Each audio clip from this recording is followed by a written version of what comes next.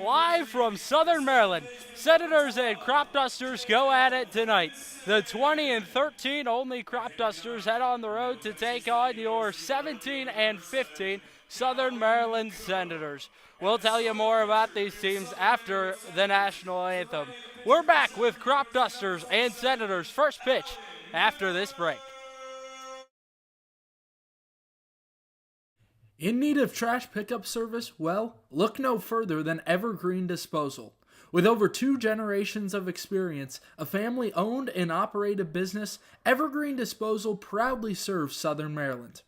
The company is committed to customers and building community. They provide service to homeowners associations, individual houses, and commercial, construction, and industrial locations. Once you switch, you'll never look back. To start using Evergreen Disposal, go to evergreendisposal.com or call 240-468-6677. That's 240-468-6677 to change to a community-based organization. Evergreen Disposal. A warm, sunny afternoon, hot dog in hand, water in the other, watching a baseball game. What's better than that? Well, not much. If you want to make that fantasy a reality, you can check out the Southern Maryland Blue Crabs. Founded in 2006, the Blue Crabs are part of the Atlantic League of Professional Baseball. Search SOMDBlueCrabs.com to get tickets today. The Southern Maryland Blue Crabs, Southern Maryland's only pro sports team. Thermal Comfort provides heating and air conditioning for newly constructed custom homes in Northern Virginia and select areas in Maryland.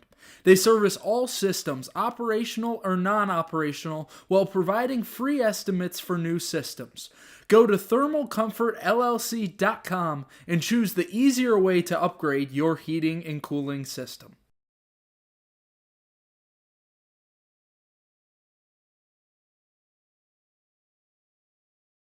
Need industry-leading equipment for leaf blowers, lawnmowers, boat trailers, and more? Guy Brothers Marine can help. Need maintenance or repair on equipment? Guy Brothers Marine can help. Family-owned and operated, they take pride in everything they do. They have a reputation for fixing what others can't. For more on equipment and repair, check out GuyBrothersMarine.com today. Guy Brothers Marine. Their commitment to serving customers is priority one.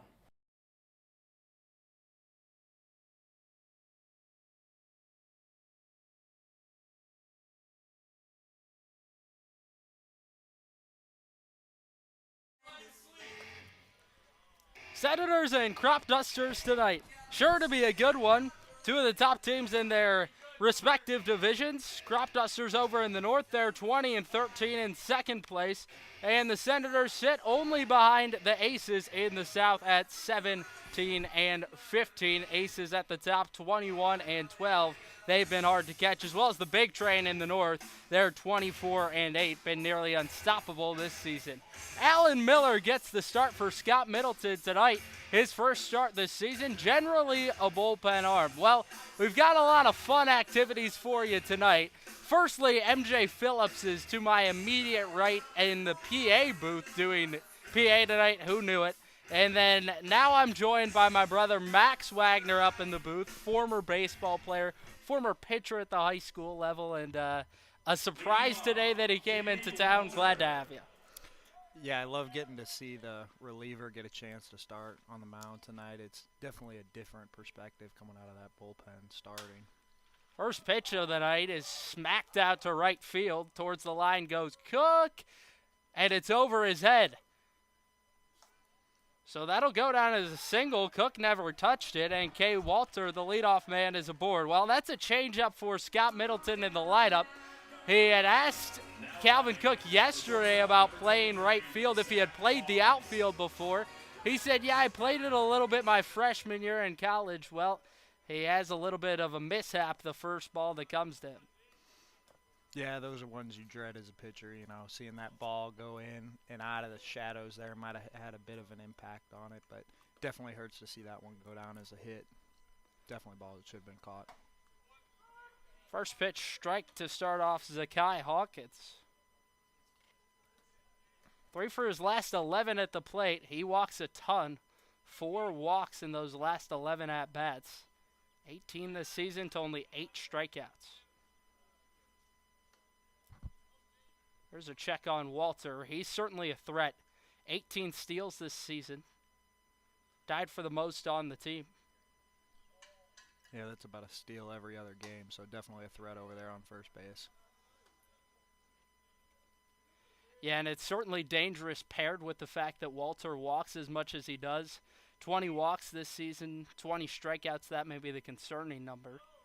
But it's set up for Hawkins early. This is in the air, shallow right, out goes Vincent, and he will put it away, 1 down.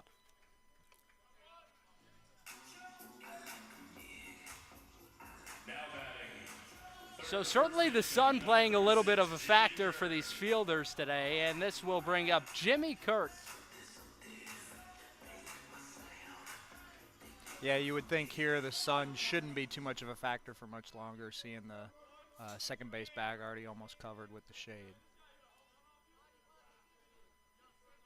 Jimmy Kirk, he's got some big-time pop. He's out of Millersville University. Was an everyday starter there this season. Batted .293, 8 homers.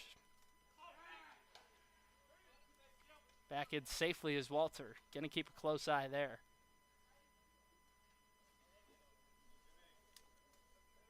Kirk went to Millersville University in Pennsylvania straight out of high school. Has been there ever since.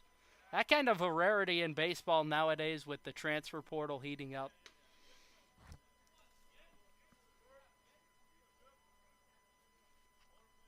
Kirk, just a very loyal guy, remained loyal to the school that originally recruited him out of high school. Stayed that way with the Cropdusters as well. Runner goes. Pitch misses up. Throw down to second. Not in time. Yeah, ball drifted a little bit to the left of the second base bag there, the shortstop side, so unable to get the tag down in time. Just a little offline from Jax Nichols, but that's something he's improved at throughout this season. Certainly struggled to begin the year behind the dish, but he's been great recently as a catcher. 2-1. Down low. Continuing on the story with Kirk, he's been with this Cropdusters team since their inaugural season, way back in 2022. So he's been committed to the summer ball club. Yeah, that's something impressive to see. You know, what's that make, 4 years in a row now he's been with the same club. Yeah, rare that you see that, especially during the summer months. Right.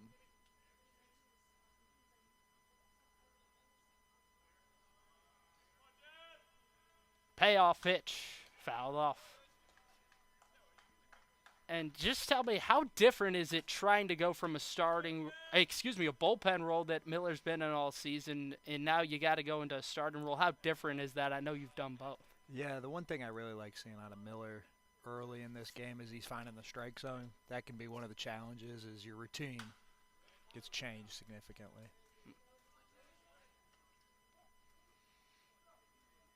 You know, you go from a warm-up in the bullpen where it's whenever your coach needs you, you start throwing, you know, start with a little light toss, get going full speed pretty quick. You know, when you're starting, that's something that you're preparing for almost all day. You know, it's something you know you're pitching in that game versus out of the bullpen. You never really know when it might be your day. So there's a walk for Jimmy Kirk, and there's 2 men aboard with only 1 out. Yeah, that's a tough at-bat there from Kirk, fighting off a couple of pitches and able to work a walk. And this will bring up Austin Stalker, left-handed hitter, hitting .274 this season.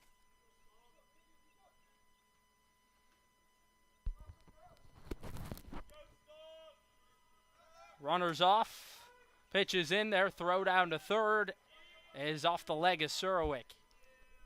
Second stolen base of the night for Cade Walter. Jimmy Kirk forced to hold that first. Yeah, a little bit of an interesting play there. Usually when you see that lead runner go, you'll have the runner behind him travel to second as well, but you just saw the lead runner steal third there. Makes you wonder if there might be a play on here. Yeah, Senators the other day, they had the back runner picked off. This is hit into the left center field gap. Over there, Rangers Tribble. He will make the catch. Easily in to score from third is Cade Walter. First on the board tonight are the Cropdusters in the top of 1. Yeah, asking about the reliever becomes starter tonight. It's an unfortunate run to give up there. As a pitcher myself, love to see that scored as an unearned run. Unfortunately, that'll be an earned run based on that first play being called a hit. But he's finding the strike zone, doing what you expect a reliever to do in a starting appearance. That one kicks off the catching gear of Nichols, and up to second goes Jimmy Kirk. Yeah, it looked like it might have hit his glove, and he just didn't do a very good job squeezing it as it popped, back out towards the pitching mound there. Yeah, and to your point about fielding, stuff that doesn't go down as an error like that play from Calvin Cook earlier, that's why stats such as fielding independent pitching have become so big.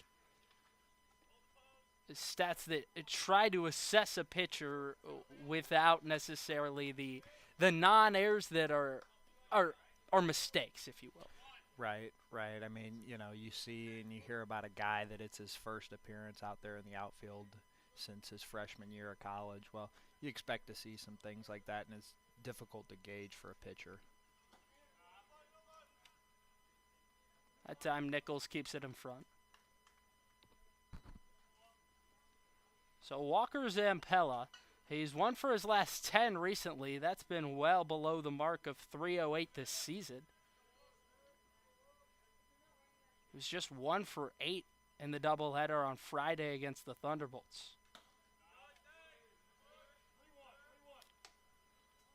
Cropdusters game last night got canceled due to the rain. It has been a tough summer for just about everyone in this Cal Ripken League. Yeah, it's a beautiful thing to see tonight. Looks like there's little to no threat of any rain out there. Clear blue skies up ahead of us, at least out there in the outfield. Flores, a tough play. He throws him out, and that will do it for the top of 1. Cropdusters the first on the board tonight, 1-0. Senators bats for the first time tonight after this. Whether you're a player or aspire to work a job in sports, the Cal Ripken Senior Collegiate Baseball League is the right place for you. With over 250 players each year, the Cal Ripken League helps showcase talent in a competitive environment. If you're seeking a job in sports, the Cal Ripken League offers media and photography internships. To learn more, visit calripkenleague.org today.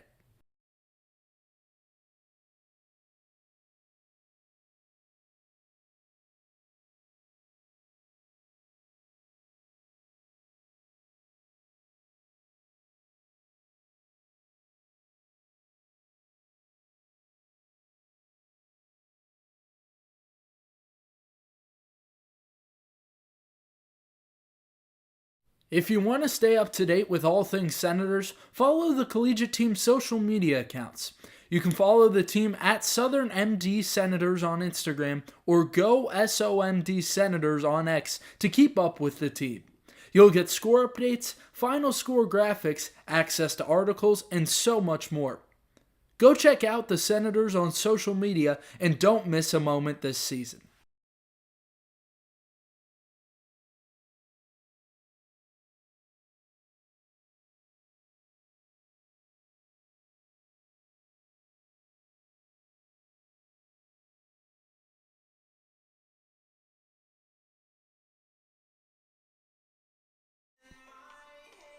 Back from Southern Maryland, starter tonight for the Cropdusters is Zach Zabo.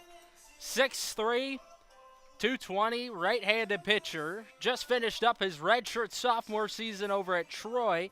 He has indeed announced he is transferring, as so often with these college guys nowadays. He'll be heading over to North Dakota State University to continue his college days. Got a 2.57 ERA on the season across 3 starts. He joined the team about midway through the season. June 21st was the first game he pitched. He's thrown 14 innings, 15 strikeouts, only 6 walks. That's a number that this team loves to see. As far as the pitching goes, it's been pretty good throughout the season for the Cropdusters. 4.29 team ERA, which is pretty elite for this league compared to an average 5.35 across the league. So pretty good pitching for Olney throughout the season, trying to get a quality start from Zach Szabo tonight. To lead off things in a moment for Scott Middleton and the Senators, it will be Nick Flores. Flores has been a big part of this team all season. He's out of VCU. Scott Middleton raved about this kid coming into the season. Hit .295, started 51 of 52 games with the Rams this season. To get that time as a freshman is just fantastic, especially at a pretty decent baseball school. First pitch, Flores takes outside. Flores hitting a solid .289 this season. Been a little slow recently. Hitting .200 in the month of June. That's after a fantastic first half of the season. Batted .329 in June. Excuse me, that's in July he's hitting .200. Yeah, you wonder if it's a sign of just that long season, playing 51 out of those 52 contests at VCU, and you're playing in the summer ball here. You wonder if that's just taking a toll or if it's just a bit of a cold spell. Yeah, and he's certainly had to go through it this summer. He's only taken one game off. That was back on June 28th against the Cropdusters.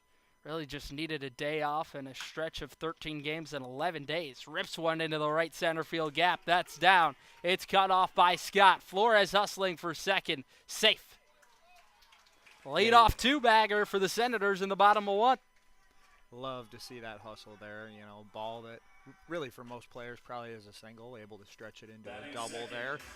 Not really the most greatest sense of urgency from the Cropdusters defense there, and Flores takes advantage of it to stretch it into a double.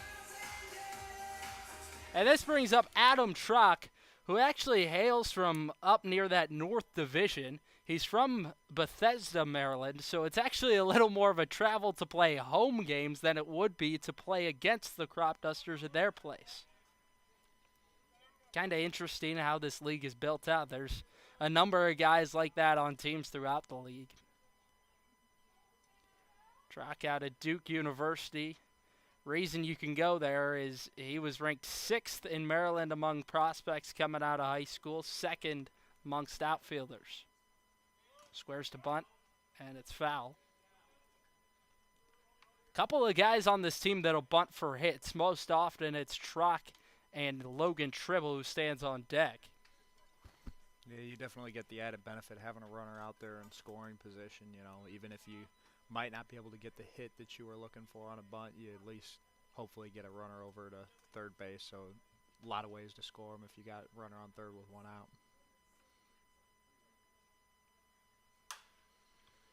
Fouled off to the left side. Yeah, this coaching staff just loves how Trock plays the game. 20 steals this season. Doesn't strike out a whole lot, just 13 this year. And for Trock, it's all about hitting line drives, which he's done at an incredible rate this year. Even has the speed to get infield hits. And that one's away from the catcher, Richie. Easily advancing 90 is Flores. Yeah, it looked like he might have crossed the catcher up there. Didn't look like he got any bit of glove on it. Looked like it just deflected off the umpire there. So fairly easy take a third base there for Flores.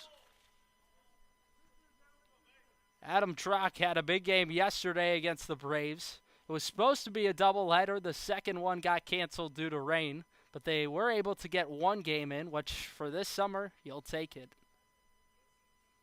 Yeah, definitely been an abnormal summer here with the weather. Difficult to get into anything resembling a rhythm, and it makes you wonder if that's some of the impact you hear with some of these guys like Flores hitting a cold spell. Is it just due to not being able to play as many games as he had been used to playing through his spring at VCU and through the first half of the summer here? Yeah, no doubt about that. 2-2. Foul. Trock not going down without a fight. And yeah, you certainly got to think that the rhythm, the timing might be taken off a little bit with how crazy the schedule has been. Had a week earlier in the season straight where the Senators didn't play. And then after that, they had to play 13 games in 11 days. That's abnormal. And then had about one game in that next week. So it's just been crazy scheduling. This is on the ground to second base. Zampella will throw out Trock. There's one away, but in comes a run. We are tied at 1. There would be one of those many opportunities that I was referring to, Trock having to be able to drive in that run from third base with less than 2 outs. Not going to light any scorebooks up there, but a good ground ball to second base drives that runner in from third base. It'll give him another RBI on the season, bringing him up to 17 RBIs. Yeah, and Scott Middleton has certainly wanted a lot more of that from this team, is getting in runners, leaving less guys on base.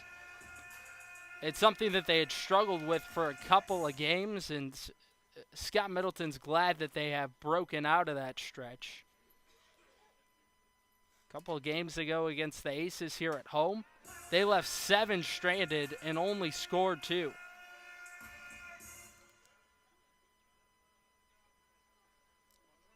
MJ Phillips going crazy with the buttons to our immediate right on the PA. Tribble checks his swing. He went around. Well, this is a guy with a fantastic eye. It's rare that you'll see him swing out of the zone, and when he does, most of the time he's able to make contact and at least spoil the ball foul. Says that he's had that ever since he was a kid, and he goes down looking. Yeah, pretty uncharacteristic at-bat there, chasing something out of the zone, looking at a third strike there, Not typical for a guy who's a pretty good contact hitter there in Tribble. So Tribble rung up by our home plate umpire, Andrew Palzola. Over at first base is Michael McQuarrie tonight, and at third, Dante Montgomery, who was the home plate umpire the other night. So this is Stephen Krause, walking up to a song I know you love. Krause, he's 2 for his last 9 at the plate, 4 walks in that time. Gets on base a ton. 6 RBIs as well in his last 9 at-bats. Definitely partial to any other players walking up to some country music, so that's always good to hear. Just makes it feel like summer and officially baseball season. Krause, an interesting story earlier this season when he talked to our very own Drew Owens, said that he hadn't hit a triple in about 3 years when he did so in a game earlier this season. Then he did it 2 games later. This is on the ground to third. It's snared by Santiago Cruz, who will throw on to Kirk and end the inning. Senators at 1. They tie it up against the Cropdusters. 1 apiece going to the second inning. Cropdusters and Senators.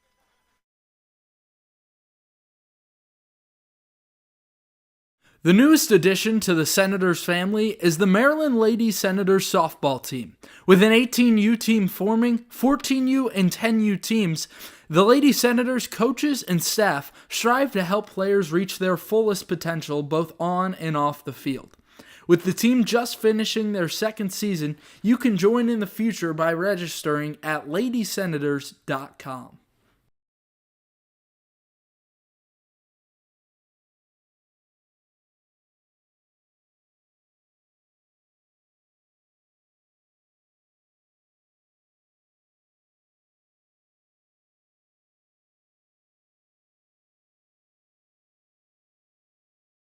Whether you're a player or aspire to work a job in sports, the Cal Ripken Senior Collegiate Baseball League is the right place for you.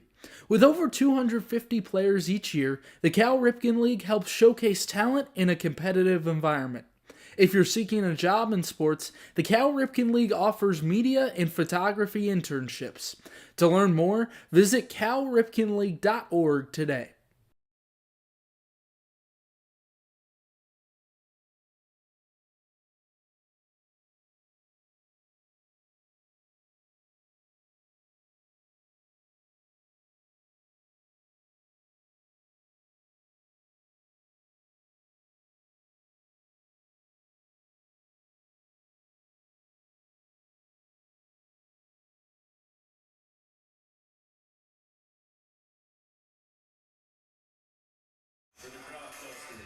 So it's back to Alan Miller out on the mound for the Senators, and Carter Ritchie will lead things off in the top of 2.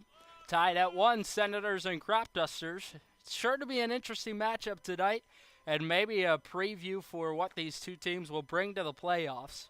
A reminder of the updated playoff format. All 8 teams are getting in because of all the rainouts and odd scheduling this summer. Ritchie takes the first pitch in the dirt.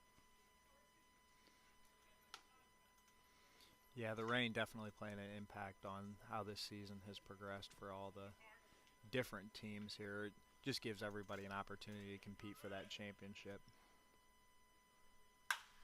Ritchie pops one into the air near the pitcher's mound. Miller is underneath. Surwick will make the call and put it away for out number 1.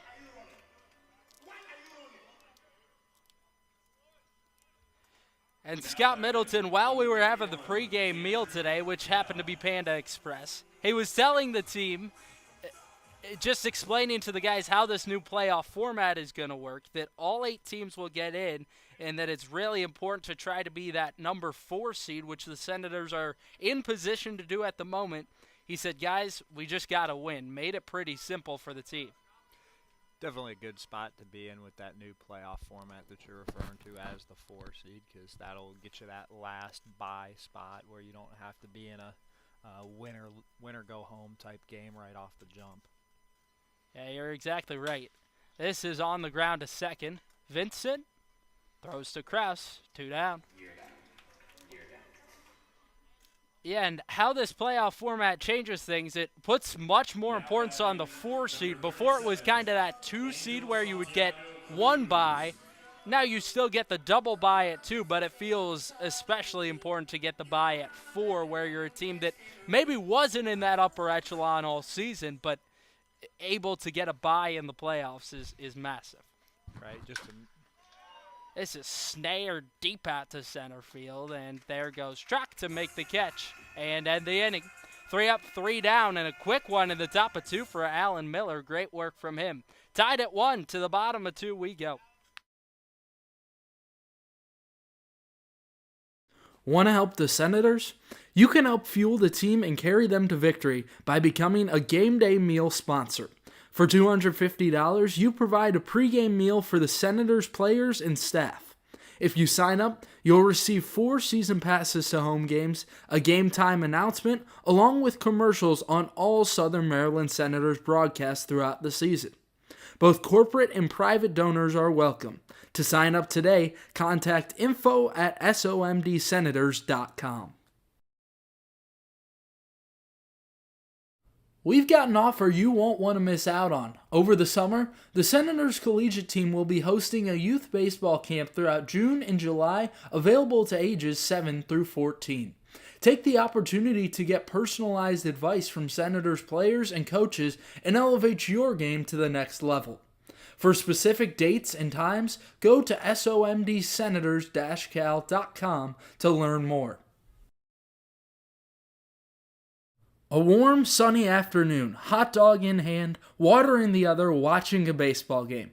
What's better than that? Well, not much. If you want to make that fantasy a reality, you can check out the Southern Maryland Blue Crabs. Founded in 2006, the Blue Crabs are part of the Atlantic League of Professional Baseball.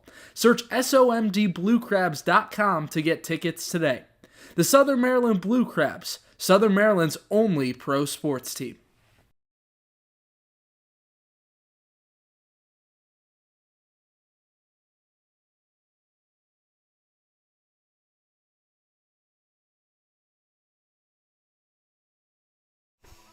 Some family fun up in the booth today. Cody Wagner joined alongside my brother. Man, it feels weird to say that. Max Wagner.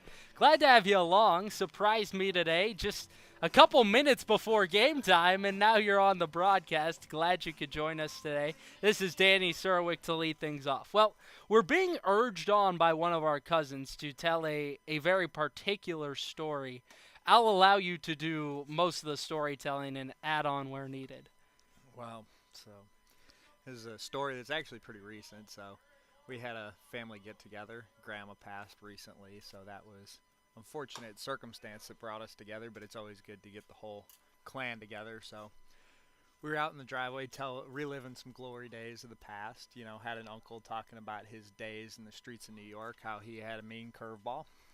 Dad reminiscing about stories of corkball, his father played, so my grandfather, and how he used to grow up with the corkball bat, learning how to play baseball. I was able to get that corkball bat passed down to me. It was something I used, always focused on hand-eye coordination. And so all those stories going on, have my uncle's son actually come up and say, well, since you guys got stories, I can play catcher. So my uncle throws 1 or 2 warm-up tosses. First pitch where I'm really ready to hit is a bouncer at the ankles. Serwick bangs one up the middle, base hit into center field. Good line drive from Serwick there through the right side of the infield. So continue on. Yeah, so the second pitch that I'm really looking for, I decide I'm going to let it rip because I'm not going to be talked out of being the guy who is looking to draw a walk. It's a swing and a drive, deep left field, and that was all she wrote for that baseball. Went into the woods behind our basketball hoop, and that was the last it was seen from.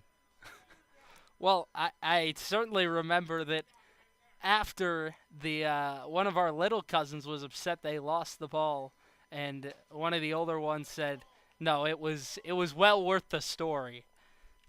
Yeah, there's definitely stories we'll be able to tell about that ball. I actually signed an autographed copy of that, and it was sent over to Pennsylvania, so Uncle will be able to show that on his display case. I expect it mounted on the mantle. So this is Carter Groen, who's been putting it together with the bat recently, 4 for his last 14.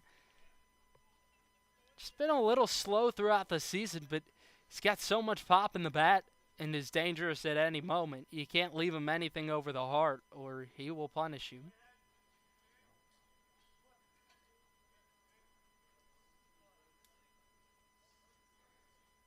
And if we're speaking about pitching, speaking about stories, I've got one for you. Runner goes, it's fouled off. So a couple of weeks ago, we were over at Gaithersburg playing against the Giants. We were talking before the game, the same contest that the players had a hot dog eating contest before. They talked me into throwing a pitch down in the bullpen. They wanted to see how fast I could throw. So they clocked me at 58. That's where I topped out at. Not too proud of the performance, obviously. There's strike 3 called. Carter Groen goes down looking, and that's the second punch out for Zabo tonight. So over there, I throw 58 miles an hour. May I add, perfectly predicted by Dawson Smale, said I would throw 58.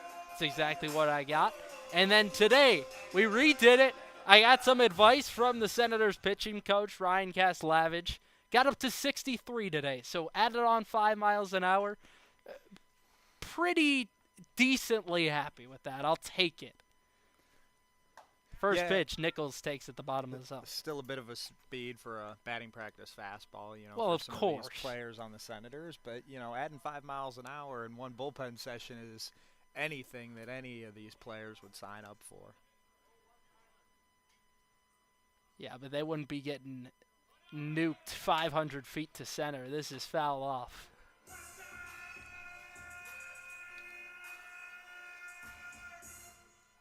Keep in mind, I would like to temper the expectations a little bit. I had a pitch since about 5th grade, maybe. One of the worst baseball teams of all time. You were there for it.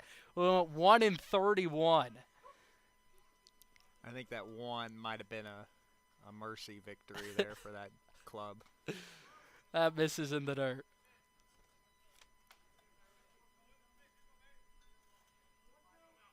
Nichols, the catcher for the Senators. He dealt with a little bit of a head injury 2 weeks back. That was in that game against Gaithersburg a couple of weeks ago. Since then, he's recovered, able to make it back to the field of play. Hasn't gotten the bat going in recent memory. Runner goes, foul off. But Nichols, another one of these guys in the lineup. Middleton tried to pack the middle of the order with power bats, and he's done exactly that. Nichols amongst those. Yeah, Nichols looked like he was trying to put that one through the right side of the infield where they have that. Looks like a hit and run play on there. Unfortunately, too far behind the ball, so it was fouled off. A little late on that swing there. Will Surwick go again? No. This one popped out of play. Yeah, about the same spot there. Another ball. He was a little bit behind, but staying alive, staying in the at-bat here, which is something always to be admired. And so the playing time going to be pretty high for Jax Nichols, you would expect come playoff time in about a couple of days. Senators trying to get the bye on Tuesday and ultimately play Wednesday. Runners off, hit foul.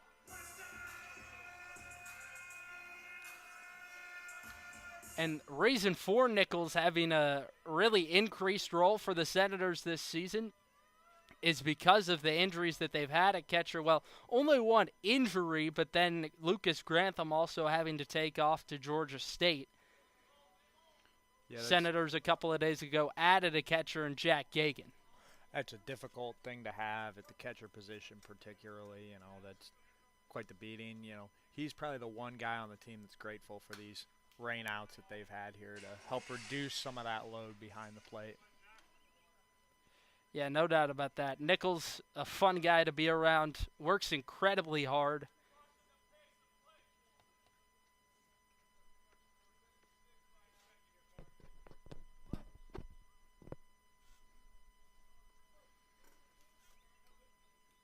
Scott Middleton has helped a number of these guys improve this summer. Runners off. This is in the air. Right side, foul ground. Kirk, a long run. Runs out of room and hops over the bench there. And is down for a moment. Quite a hop. I think that bench snuck up on him a little quicker than he expected it to there. Thankfully, back to the feet. Yeah, that's a tough spot for the bench to be. Yeah.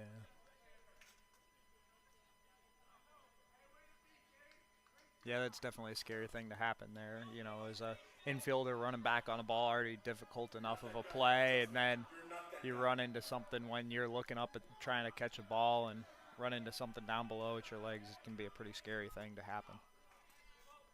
Cropdusters bench, though, loves the effort out of their guy.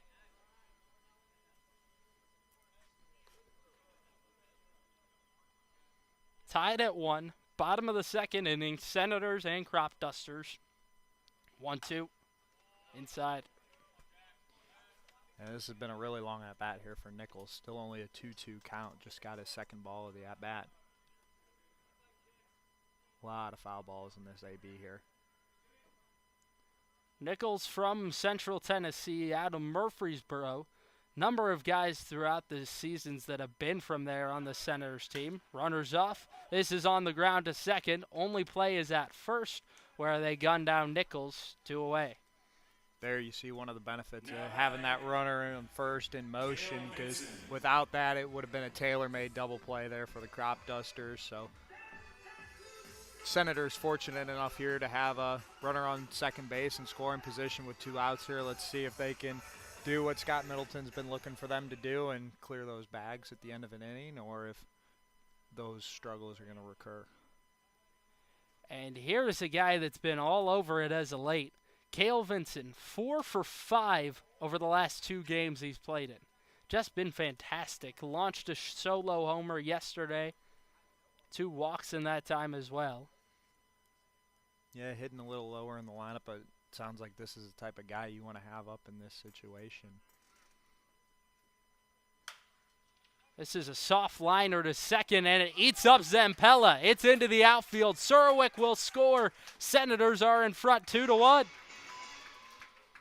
Yeah, certainly off the bat, that didn't look like that was going to do the trick to score a run there, but looked like there was a lot of spin on that baseball and just got over the second baseman's glove there into short right field, and good enough for an RBI single.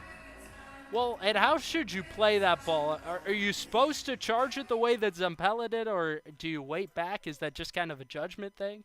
Yeah, that really just has to do with your instincts and how quick you're able to react off it. I don't think it was a bad play there by the second baseman, Zampella. It was just an in-between hop. Maybe you'd like to see him get around it a little bit more to keep it on the infield, but wasn't a terrible play there.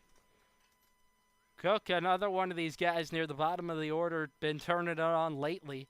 Just hitting 125 on the season, but 2 of his last 6 with 3 walks and 3 stolen bases. That one finds the zone. Cook didn't play this season over at Middle Tennessee State University. Is from the local area, an Annapolis, Maryland kid. Only a couple of these on the team for Scott Middleton. To begin the season, it was 7 out of 34 on the team from the state of Maryland. Placed huge emphasis on going up and down the East Coast to try to get guys. On the other hand, Cropdusters, they've gone all across the country. Got players from Washington, that's the state, and as well as New Mexico, just all over. Yeah, you see that here with Zabo as well, the starting pitcher this evening for the Cropdusters. He's originally actually from Canada, so even reaching outside the country. He pitched at Troy down in Alabama this year, and he'll be heading off to North Dakota State this year. So definitely showing a flavor of talent from across the country here with the Cropdusters. And Zabo been one of the top pitchers for the team this summer. Swing and a miss at strike 3. Cook won't even try to run, and that will do it for the second. Senators able to tack on one more with a Cale Vincent RBI knock. 2-1 as we go to the third inning. Senators and Cropdusters right here on the Senators Baseball Network. Eternal Couture Sports makes your design ideas come to life. From sports uniforms to vehicle lettering, custom t-shirts, yard signs, and more, EC Sports has you covered. They're ready to suggest new design ideas for your company logo, team uniforms, or personal apparel. Based in Waldorf, Maryland, EC Sports is here to match your design needs. To learn more, visit ecsportsdmv.net today.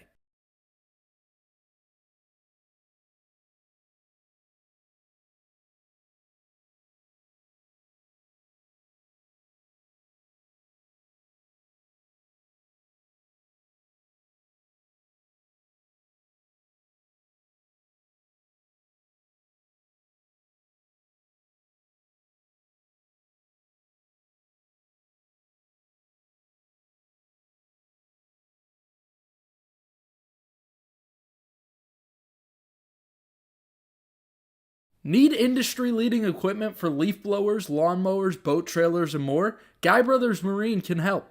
Need maintenance or repair on equipment? Guy Brothers Marine can help. Family-owned and operated, they take pride in everything they do. They have a reputation for fixing what others can't. For more on equipment and repair, check out GuyBrothersMarine.com today. Guy Brothers Marine. Their commitment to serving customers is priority one.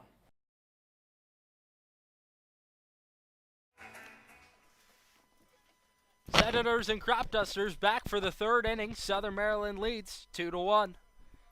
It's been a good offensive performance earlier from Scott Middleton's guys. Really happy with the lack of runners left on. Only 1 to this point, and they've already scored 2. It's been a huge storyline all season for this squad, especially as the year's gone along. They started the season 9-1, dropped the season opener on the road, then won 9 straight. But from there, it has been a struggle. Senators 17-15 on the campaign, and it was really all about just not leaving runners stranded. This is a soft grounder back to the mound. Tough play for Miller. He guns him down for out number 1. Yeah, good little PFP there, pitcher fielding practice, to retire the first batter of the inning there. I like you breaking out the terms now. PFP. Now batting number 6, Cade Walter. So it's back to the top of the order in Cade Walter. He had a single to lead things off and then stole a couple of bases, came around to score. He's just a nuisance on the base pass, walks a lot as well. Leads the team in that category with 20 this season. Yeah, he had that high fly ball out there to right field that was, I would say, misplayed there and led to the first run of the game. So definitely a guy you want to keep off base. Bouncing ball through the right side, base hit.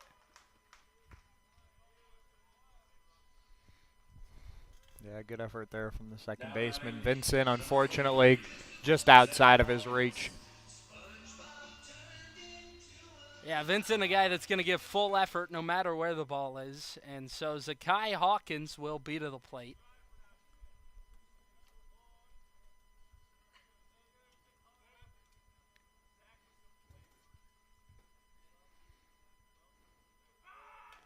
Check on the runner. They got him.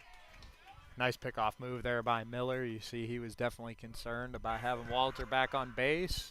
And his time on base was not to be long-lived. Yeah, and you got to keep an eye on that guy, Walter. And that's exactly what Alan Miller does, picking him off immediately after he gets on. And Miller's got a super funky move. He picks off a lot before he's even come set. What are the sort of the subtleties on doing that compared to doing it out of the set position? Yeah, it's a little different, and it certainly caught Walter off base there. What you're looking to do there is catch a runner either between steps or in his leadoff kind of a little lackadaisical. It's different than a typical pickoff move where you're trying to catch him leaning. You're trying to catch him either in between steps or just not quite ready for the pickoff there. Definitely got to work with your first baseman there to make sure he's ready for that pickoff throw, because sometimes it can even catch them off guard. We mentioned earlier guys from all across the country on this Adam Leader team. Zakai Hawkins, one of them. He's from New Mexico, plays over at the University of Utah. Been a big asset to this team. Hardly ever strikes out. Just 8 times this season compared to 18 walks. As he lines into the left field corner. Tribble able to cut it off, and that will hold Hawkins to a long single. Yeah, that pickoff move there of Walter definitely looks to be beneficial now, because, you know, with the way he was running there in that first inning, he might have been in scoring position for that hit, but luckily Miller able to pick him off and keep that runner off base. So we're only looking at a 1 runner on first with 2 outs here for the big bat and Jimmy Kirk. Yeah, the pickoff move really looming large at the moment, and there's another try back with the dive as Hawkins. As you said, Jimmy Kirk at the plate had a bit of a unique situation before this game. Got a picture of the lineup, and then I was told there would be a change in numbers. This is bounced to short. Flores will flip on to Vincent at second, and that will do it for the top of 3. A quick one for Alan Miller once more. Watch him work today, folks. Alan Miller has had a good start thus far. We're through 2.5. Senators 2, Cropdusters 1 on the Senators Baseball Network.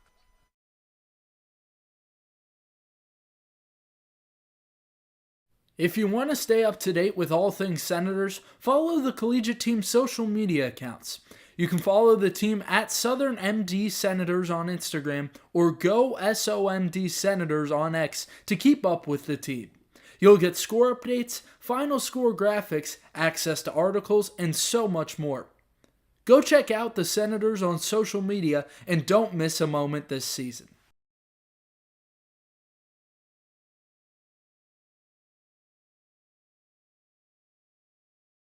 In need of trash pickup service? Well, look no further than Evergreen Disposal. With over 2 generations of experience, a family-owned and operated business, Evergreen Disposal proudly serves Southern Maryland. The company is committed to customers and building community. They provide service to homeowners associations, individual houses, and commercial, construction, and industrial locations. Once you switch, you'll never look back. To start using Evergreen Disposal, go to evergreendisposal.com or call 240-468-6677. That's 240-468-6677 to change to a community-based organization. Evergreen Disposal.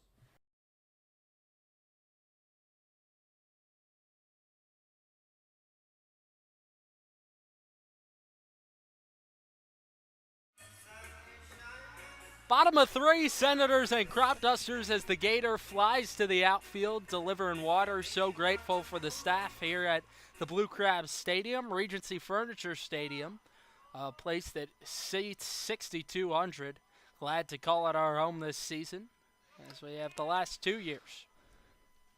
Yeah, beautiful place to have these summer college baseball games. You know, most teams are relegated to high school fields or lower level stadiums. This is definitely a step up for these college ball players here.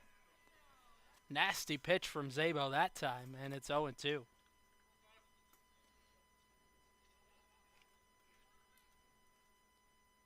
Senators capitalizing on the few and far between opportunities that they've had. Zabo's pitched relatively well. This is to Hawkins at short, and he throws him out. One down. Work there by Zabo to get the leadoff batter out.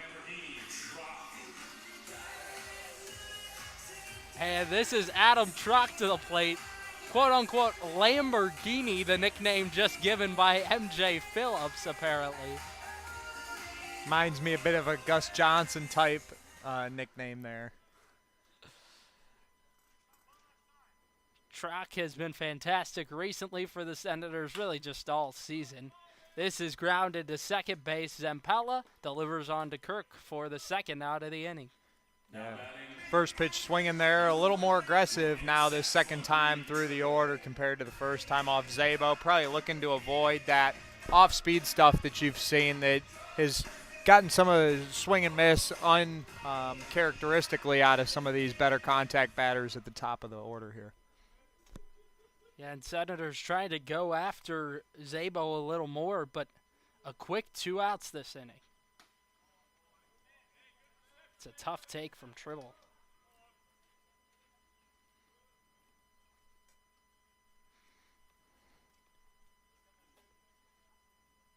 Boy, has Logan Tribble been on another level as of late. 9 for his last 15 at the dish. Would like to give a shout out to a man that shares his first name, Logan Bingham. Happy birthday to you today, sir. Bing showed up to the field today. He will not pitch. Likely going to be waited on and used in the playoffs. He's been fantastic in the starting role this season. 6'7". That kid will tower over you. Yeah, definitely an intimidating presence on the mound there. Anytime you see a pitcher that big, it's an advantage over the batters. They're able to bring that downhill velocity to them. Yeah, Bing certainly does that.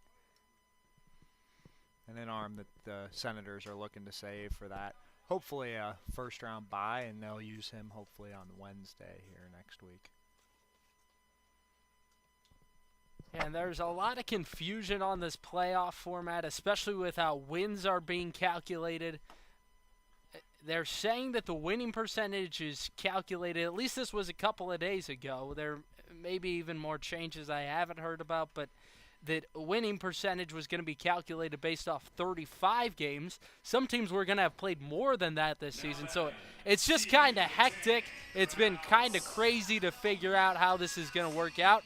Nonetheless, my understanding is that the Senators are 1 win away from making the playoffs. So a win today for them is huge, and they're a win away from a bye in the playoffs, which would be huge. Right, to recap, unlike a lot of other years, all 8 teams in the Cal Ripken League will make the postseason. It's a matter of what will be your first round. Will you be playing in that do-or-die game in the first round, or will you be able to have a first-round bye and get into a best-of-3 series?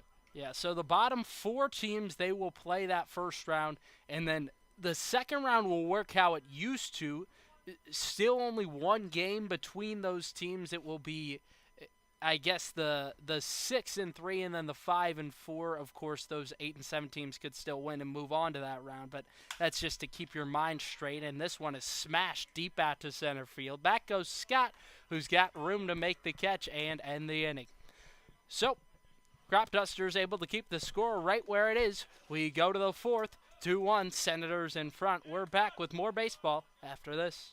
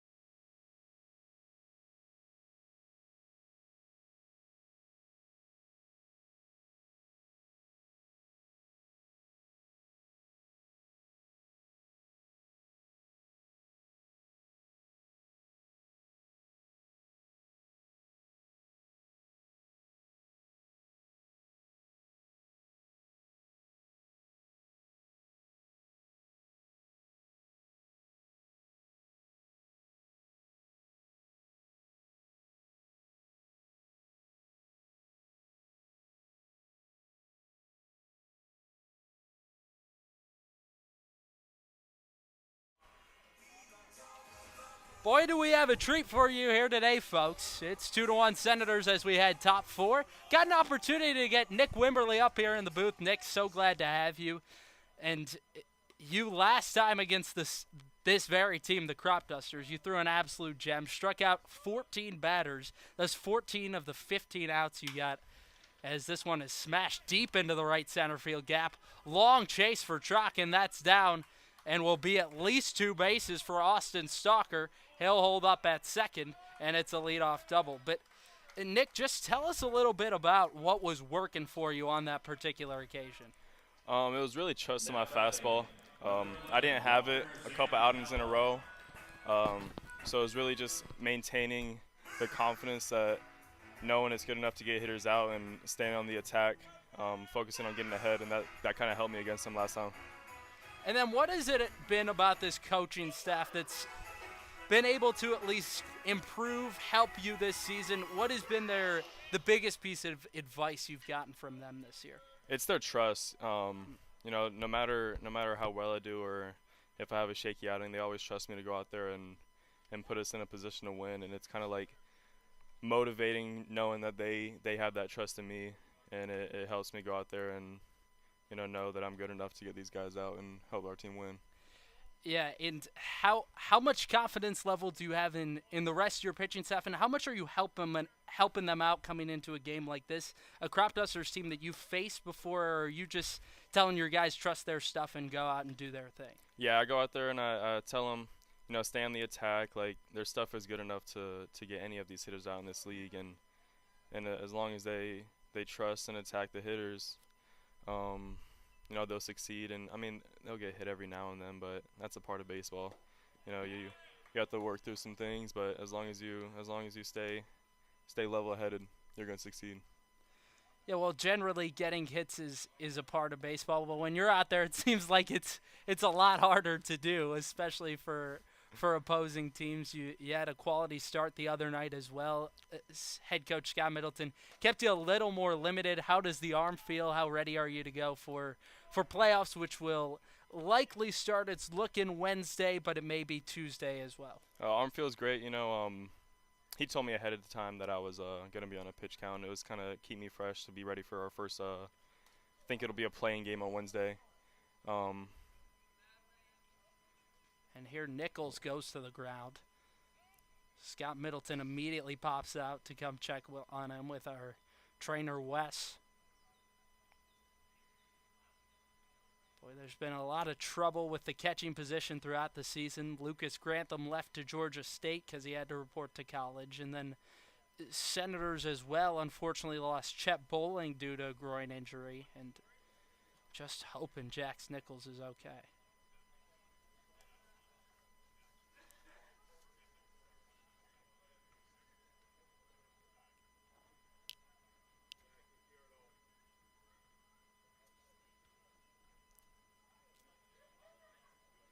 Yeah, and with Nichols down, how much trust have you built with these catchers, these guys that they're helping you through the game? I spoke with Scott Middleton yesterday. He says for the most part, he's letting those guys call the game. Every once in a while, he'll come out and call a pitch for them, but most of the time it's you and the catcher. How much trust do you have in those guys behind the plate now, Nichols and Gagan? They're both really smart guys behind the plate. Even Grantham and Bowling, like, I trust them. I tell them ahead of the time, like we're going to stay on the attack, majority fastball, see how well that can get me through the lineup. And they're really smart with reading swings and which pitches to throw at which counts. And, I trust a lot of them. I've thrown to every single one of them, and they all kind of have the same mindset of, when to throw pitches. And, it gets really easy to be comfortable with them behind the plate. Yeah, and how about this guy Nichols? He's something a little different, right? He just brings a different energy, plays with a different passion, and he's always screaming at you guys whenever he likes what you're doing. Yeah, I love that. He's very vocal. He's very energetic behind the plate. He's always going to give you 100%, and that's all you can ask for a catcher. Good to see him back to his feet. We'll just have to wait and see if he remains in the game. Having a conversation with Scott Middleton at the moment. But you got to certainly have confidence when you're filling up the zone. How much of an emphasis does this coaching staff place on that? I know whenever I talk to them, that's their most important thing.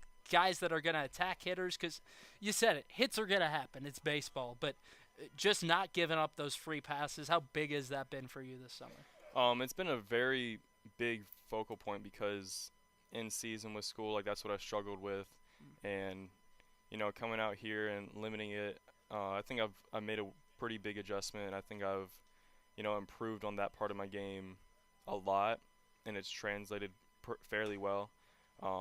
But it's always going to be the main priority is staying in the zone, making sure that I'm not throwing, I'm not getting out of myself and being wild and stuff. So that's always the main goal is to be in the zone and keep my pitches in the area of where I want. Yeah, and how big is it coming into this summer to be able to strike out the amount of batters you have? Because generally strike throwers, guys that are going to pitch to contact, it feels like most of the time don't necessarily strike out as much guys as you have, but you've been throwing strikes at a consistent rate, and you've also struck out a ton.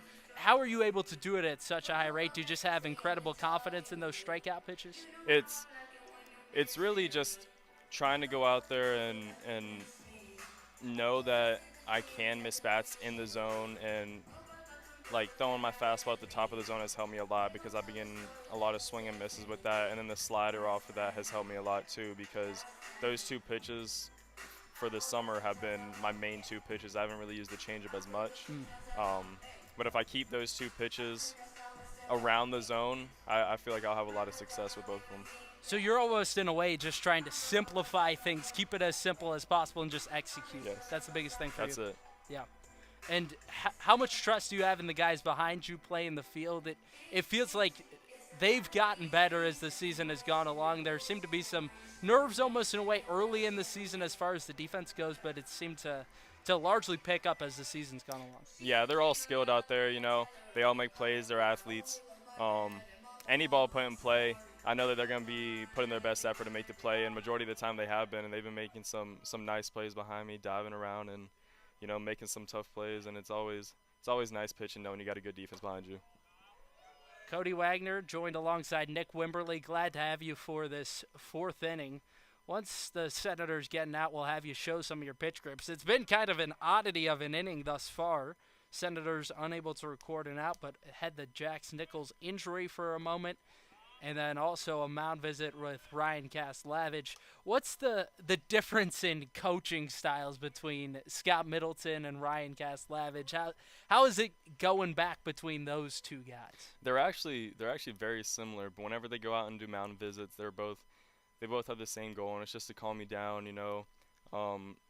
Ryan tells me a little bit more of like what he's seeing, what he thinks that should be happening, and Scott will go out there. He'll kind of calm me down, maybe crack a joke or something to get the heart rate down a little bit.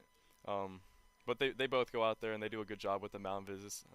I've had other coaches tell me to compliment them after their mound visits, saying they did a good job, good timing. They're both very strategic when it comes to that.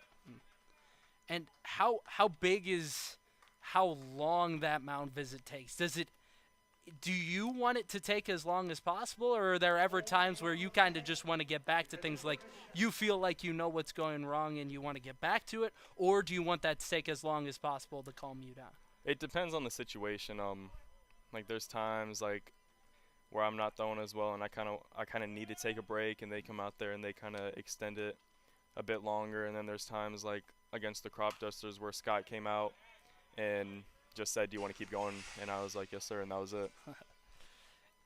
Yeah, and you certainly got to love the confidence he's had in you for particular. I mean, whenever I talk to him about you, he just absolutely raves about the ability that you've shown this summer. And how big has it been throwing with confidence recently? How big of a factor is that for you as compared to being a little more nervous as they get out number one? It's really the biggest thing. If you're timid on the mound and you have less confidence in yourself, it's going to be a lot harder to get guys out and throw your pitches with the conviction that they need to be at their best.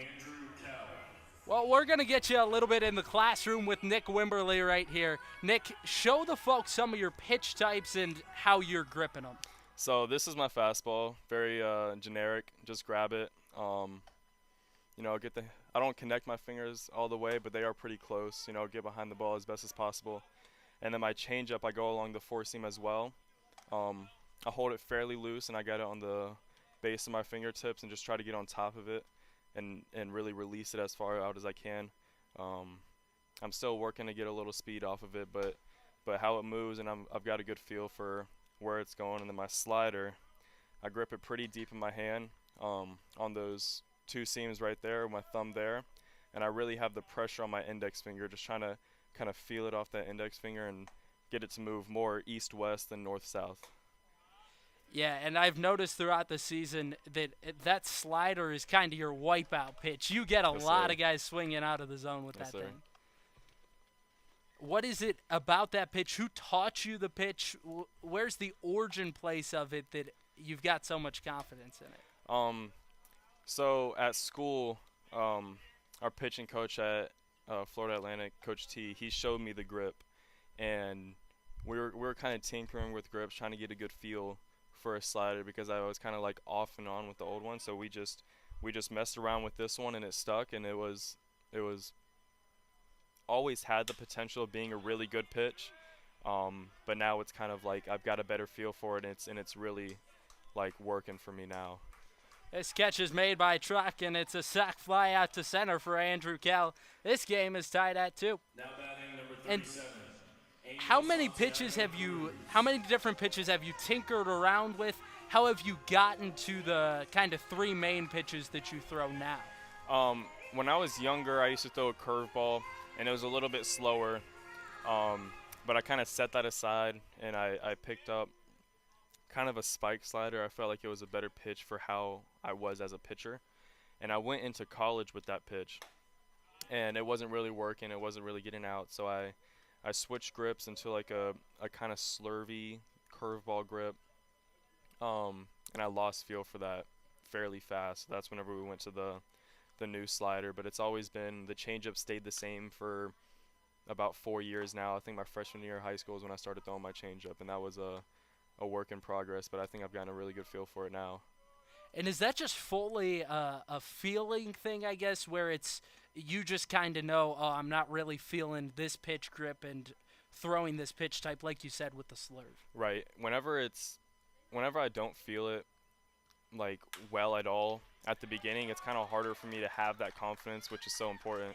So if it doesn't feel good at first, sometimes I'll try to get a lot of reps with it, because that's important for new pitches as well, is getting those repetitions.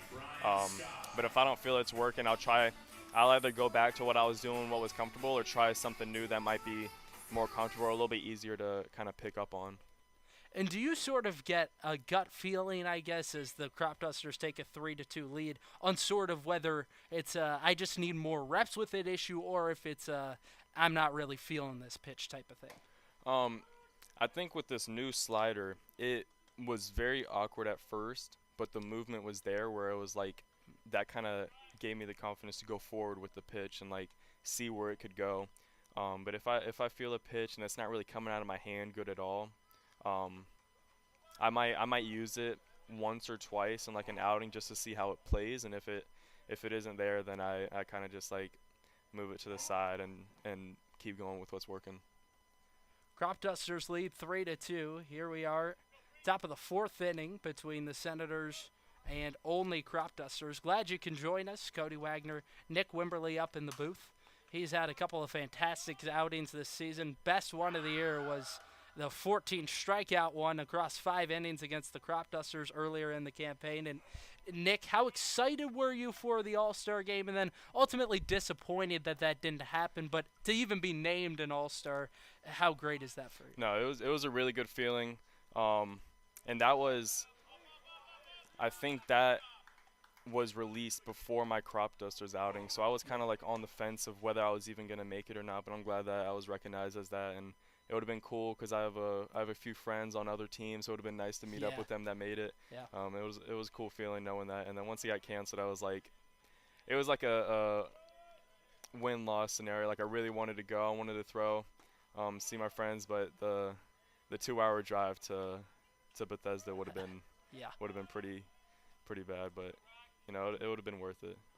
And what's it like playing in this league? You mentioned, a couple of guys around the league. Just a lot of friendships, it seems like, guys, teammates in college and just maybe guys they know growing up.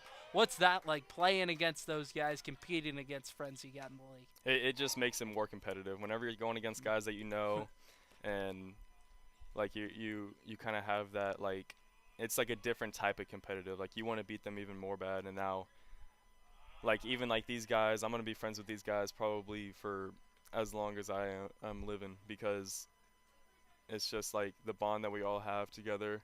It's something special, and I'll be playing against these guys when I'm older, and it's all fun just like meeting up with guys later down the road, and that's what it's about. And hey, this is Tyler Mitchell coming on out of the bullpen. We're going to keep Nick with us through this break. We're going to have a little bit of a shortened break this time. It's top of the 4th inning with 2 outs, 3-2. Cropdusters in front. That will do it for Alan Miller today. We're back after this on the Senators Baseball Network in just 30 quick seconds. Eternal Couture Sports makes your design ideas come to life. From sports uniforms to vehicle lettering, custom t-shirts, yard signs, and more, EC Sports has you covered. They're ready to suggest new design ideas for your company logo, team uniforms, or personal apparel. Based in Waldorf, Maryland, EC Sports is here to match your design needs. To learn more, visit ecsportsdmv.net today.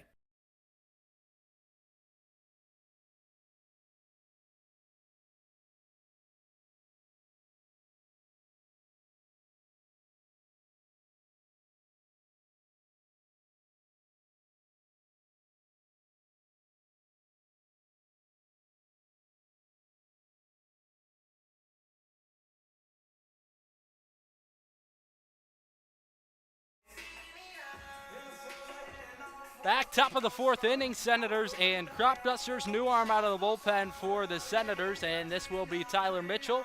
Nick, tell us a little bit about this guy, Tyler Mitchell. He's part of the bullpen, and he's been the closer throughout this season, a fantastic pitcher. Yes, sir. He's competitive.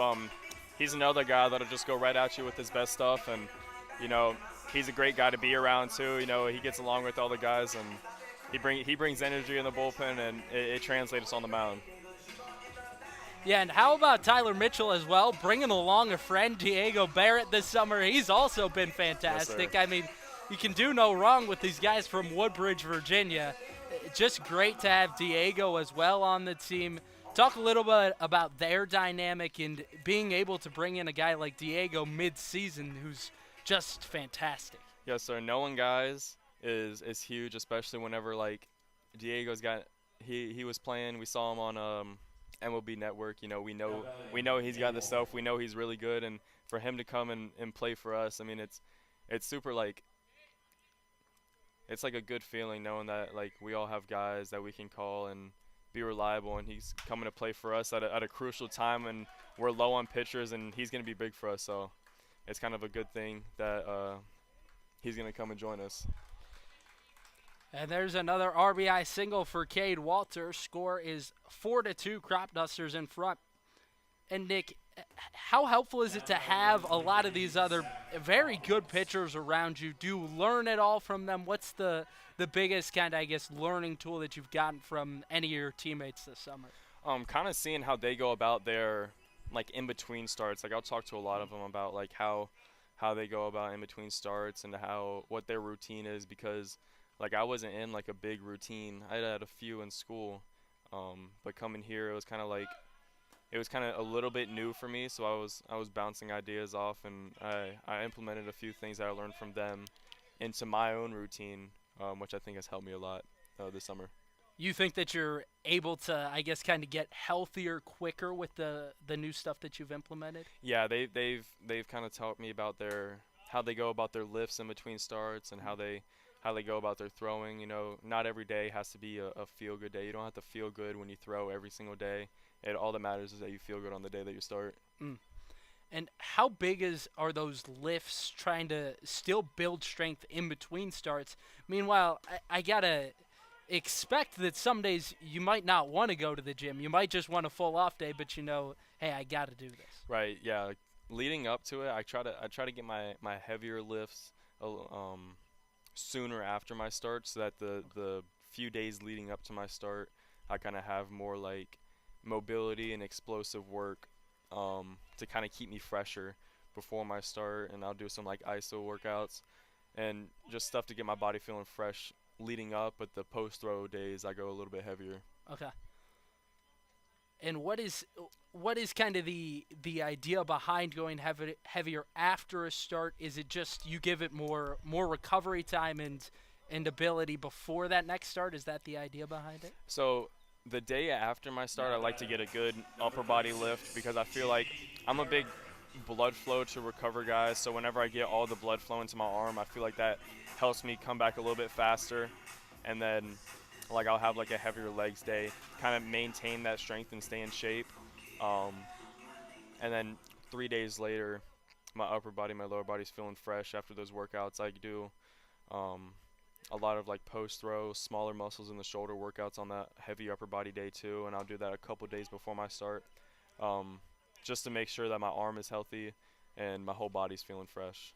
You mentioned to us earlier attacking, going after batters. Does that become even more important in times like this when you got a bases loaded jam? Yes, you don't. The main thing whenever you get runners in scoring position, even bases loaded, is you want them to earn what they get. You don't want to walk in a guy. That's very demoralizing as a pitcher and the whole team as a whole. Whenever you walk someone in, it's like, everyone kind of like turns their head a little bit. But whenever you're attacking guys, you got a better chance of striking them out and helping yourself out, because bases loaded, no outs, you get a strikeout, double play, you're out of it. Yeah. So where'd you get this kind of, I guess, the fewer and more elite my pitches, the better? Because I feel like I see all these guys in the MLB now throwing like the Paul Skeens of the world, throwing so many different pitches, and they're elite with so many different pitches. Where have you kind of come with this mentality? I guess old school in a little bit of a way, where it's I'm just going to throw my pitches and they're going to be as good as they can possibly be. So I grew up like baseball family, and it was always told like you have to master your pitches before you add a new one. So it was always throw your pitches where you want it. So whenever I have a feel for my fastball, slider, changeup, it's kind of at this point in my career, these are all I need, and I'm still working on getting everything like honed in so that I can be able to like add something new to me. But for now, it's all just make sure everything is in the zone, because that's the biggest part. And then once I get a little more comfortable with that, maybe a couple years down the road, I'll add something else, make it a little bit tougher on the hitters. Well, thank you so much for joining us, Nick. Yes, sir. It's Thank you for having me. 4-2 as we go to the bottom of the fourth inning. Senators and Cropdusters. Back with Max Wagner after this. Thank you, Nick.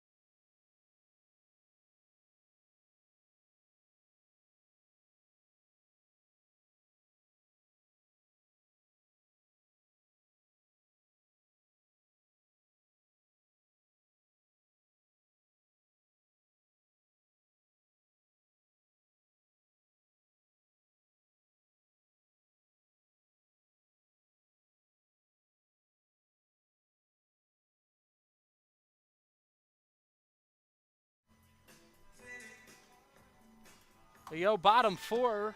The first pitch would have been upstairs, but they got the music playing. They cannot shut it off. there we go.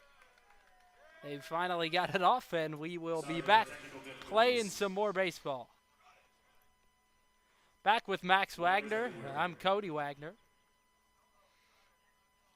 Yeah, it'll be interesting to see how Zabo comes back here this inning after quite a bit of time between the injury we saw there to the catcher for the Senators, and then we had 3-run score and loading up the bases, so it's been quite a while since Zabo's been out on the mound. Yeah, certainly got to be tough, right? And as in terms of mentally for a pitcher, when you waited as long as you did with the injuries, mound visit, new pitcher, 3 runs scored in the inning, a lot of hectic activities. I mean, it's certainly the type of run support you look for. It's unfortunate that it comes at that cost of, an extra break in that dugout, and sometimes you'll see pitchers struggle to find their control after that. This is a fly ball deep out to left field. Walter puts it away, 1 down. Now batting. Well, that was just a joy to talk to Nick Wimberly a moment ago. Gave a lot of good insight about his own pitching, Senators pitching, and just the overall vibe around this team. Feels like he's got so much confidence, especially going into the playoffs in a couple of days, which will be huge for the Senators. In comes Carter Groen. He was huge last season for the Senators. Had an over 1,100 OPS. It's just something you don't see every day. Yeah, when you hear a stat line like that, an 1,100 OPS, he was definitely seeing the ball well last summer. There he pops one foul. Boy, he fouls off so many pitches. There was a game earlier this season on the road against the Grays. He fouled 6 off in a single at-bat. Just ridiculous. Yeah, you see him fouling them straight back. Typically that means batters on the pitch in terms of timing, just a little bit higher, a little bit low in that case, coming back over the press box a little bit below the baseball. Yeah, and you can't blame the whole season for growing on being unlucky, but certainly a little bit of it. Yesterday, he hit one right on the screws in the second inning against the Braves, and there was a diving catch at third. There's just nothing you can do about that. Yeah, it's been a bit of a tougher season for Groen this year. He's hitting 173 after an 1,100 OPS season, so definitely a tale of 2 different seasons there from last summer to this summer. Hopefully he can get back in his groove come playoff time. Also an update for Carter. He's going to be heading off to LaSalle University for next season. This is 3rd college in 3 years. That becoming kind of the trend as far as college baseball goes in nearly every college sport. Transfer portal has become a massive thing. 3-2. Misses low, and he walked him. Yeah, it's definitely gone from the transfer portal to it's the transfer interstate highway system. I mean, you see kids going from state to state, coast to coast. It seems like every year, that these colleges are just retooling. Kids looking to pair up with different coaches, players looking to develop different skills. You heard it from Nick here shortly ago, though. Sometimes you get the benefit of having those different coaches. You'll learn different pitches, learn different techniques, and sometimes it can really help your career take off. Jax Nichols has done all the work himself. There's no doubt about that. Hitting .234 this season, 1 home run. He's got 9 walks as well on the campaign. But his father has certainly helped in a lot of the recruiting for this team as well. He's a coach over at Middle Tennessee State University, a team which Scott Middleton has brought over a ton of players and has a very good relationship with Nichols' father. So the Nichols family has been big to this Southern Maryland team. Jax as well playing a massive part this season as a player. Yeah, good to see Nichols back in here for his at-bat.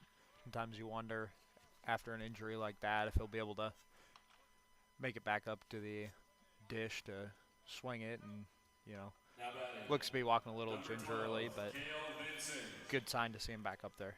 So he got into one that time, but it's a fly out to center field, and there's 2 down in the 4th inning. And up comes Cale Vincent. Boy, has this kid gotten hot recently, been big for the Senators. 4 of 5 over the last 2 games. Just unreal. had a home run yesterday. That was a solo shot in the second.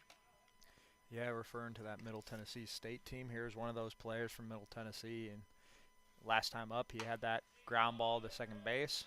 It's a little bouncer to third. Nice snag by Santiago Cruz, who guns him down to end the inning.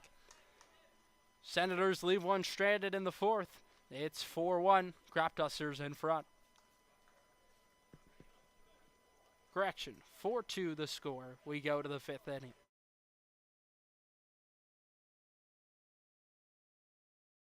A warm, sunny afternoon, hot dog in hand, water in the other, watching a baseball game.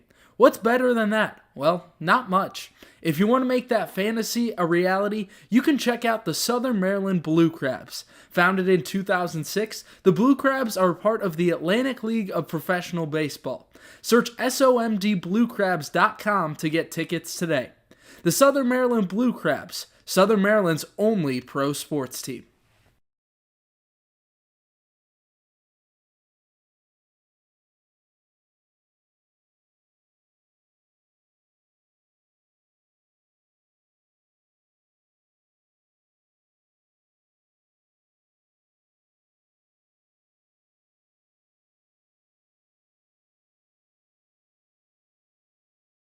Thermal Comfort provides heating and air conditioning for newly constructed custom homes in Northern Virginia and select areas in Maryland. They service all systems, operational or non-operational, while providing free estimates for new systems. Go to thermalcomfortllc.com and choose the easier way to upgrade your heating and cooling system.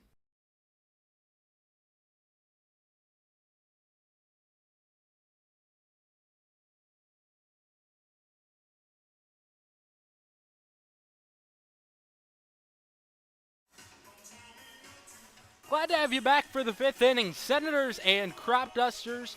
It was just amazing a moment ago to have Nick Wimberly up in the booth, provide so much insight on the Senators pitching, expecting that he will pitch in a couple of days' time come playoffs. But for now, we got business tonight. Senators and Cropdusters, Southern Maryland trying to mount a little bit of a comeback and keep the score right where it is at the moment. To do that, they got Tyler Mitchell out of the bullpen after Alan Mailer gave up 4 runs across just 3 1/3 tonight.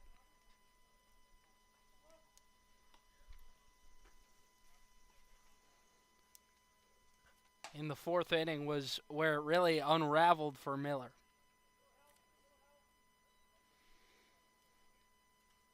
Yeah, Miller, started off looking so strong those first 3 innings, and unfortunately that fourth inning he started off a little softer, letting 2 runners on base. You had that unfortunate injury to Nichols there where you had to bring the training staff out. Definitely, I think, had an impact on that 3-2 pitch there, breaking up the rhythm for the pitcher just when it seemed like he might have been finding his groove there in that inning. But So the Senators at the moment control their own destiny. With a win tonight, they would get into the postseason. This is on the ground to first. Krause, he will flip to Mitchell covering the bag for out number 1.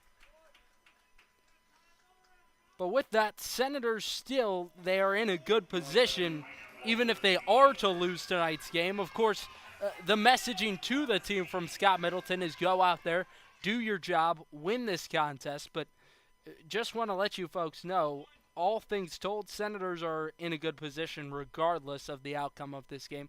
Of course, would love a win tonight, but nonetheless, Senators have put themselves in a good spot. This is Walker Zampella, who takes low and outside. How about the jerseys tonight for the Cropdusters? These are their road uniforms throughout this season. Kind of some odd ones. Tough to read the number on the back at times. Fully yellow uniforms, some black outlining.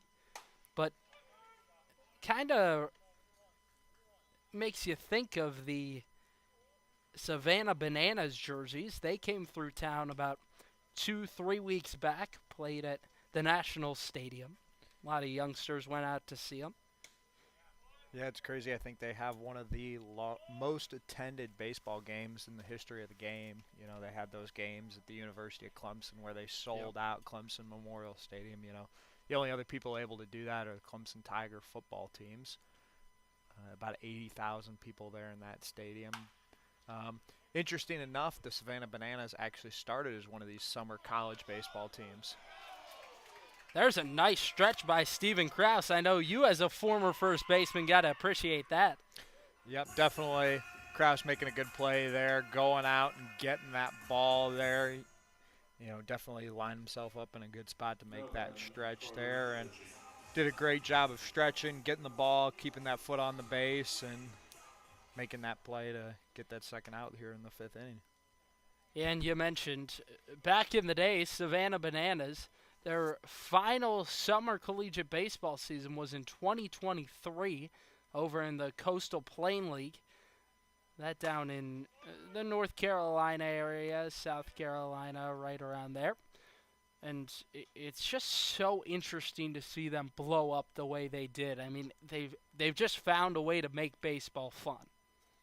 Yeah, one of their most recent broadcasts, they even mentioned they have a waiting list with over 500,000 people looking to get tickets to a Bananas game whenever they're in their area. You know, Banana Ball, it's got some unique rules to it that make it really interesting for the kids and any young baseball fans.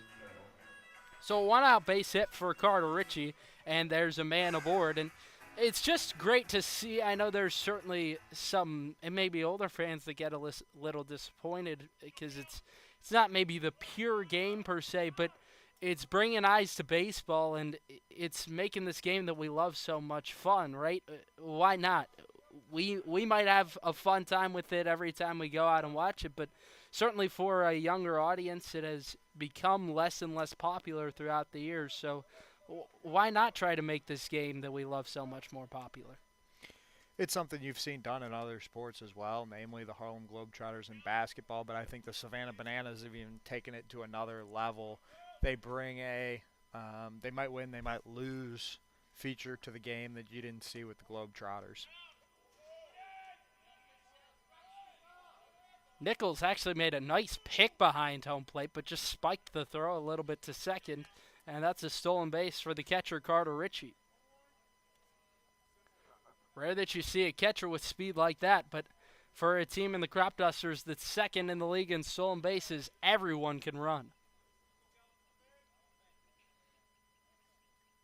1-1 in the dirt. Cropdusters as well. They're only one steal coming in tonight behind the DC Grays for the steals lead in the league. So DC, they have stole at an incredible rate. They got a player on their team, Ryan Sung. He stole over 30 bases this season. Yeah, it's incredible hearing a guy stealing that many bags in a fairly abbreviated season here in the summer baseball leagues. The Cropdusters have definitely given a good stab at taking the lead league in steals. You know, it'll depend on if the Grays are in an action tonight or how many steals they're able to get tonight, but Cropdusters already have a few steals this evening. Yeah, already 4 in this game. So strike at the bottom of the zone. You got to think with that success, 4 for 4 on their stolen bases this game, if they get some other opportunities to run, that they're certainly going to take advantage of them. No doubt about that. Cal rips one foul. He's on a 14-game on-base streak. Still looking to extend that tonight. He had a sac fly in the 4th inning last time up, and then in the second grounded out to the second baseman, Cale Vincent.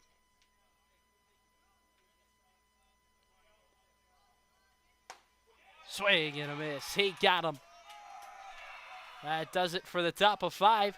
Senators bats got to wake up a little bit. 4-2. Cropdusters in front. We go bottom 5 on the Senators Baseball Network.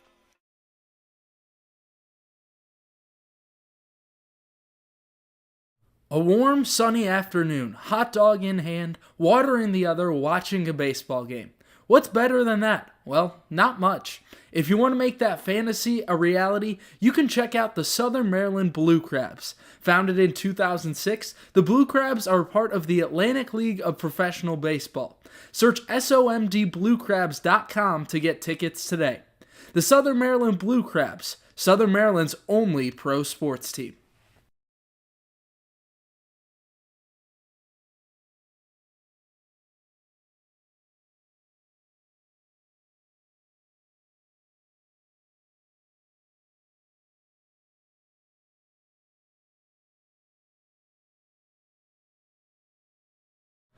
Seeking investment management help? Well, look no further than GDS Investments. With over 20 years of experience, Glenn Surwick has the knowledge and experience to help you make informed investment decisions. The company maintains full transparency, allowing you to view your account activity at any time so there are no delays or surprises. Go to gdsinvestments.com today to learn more.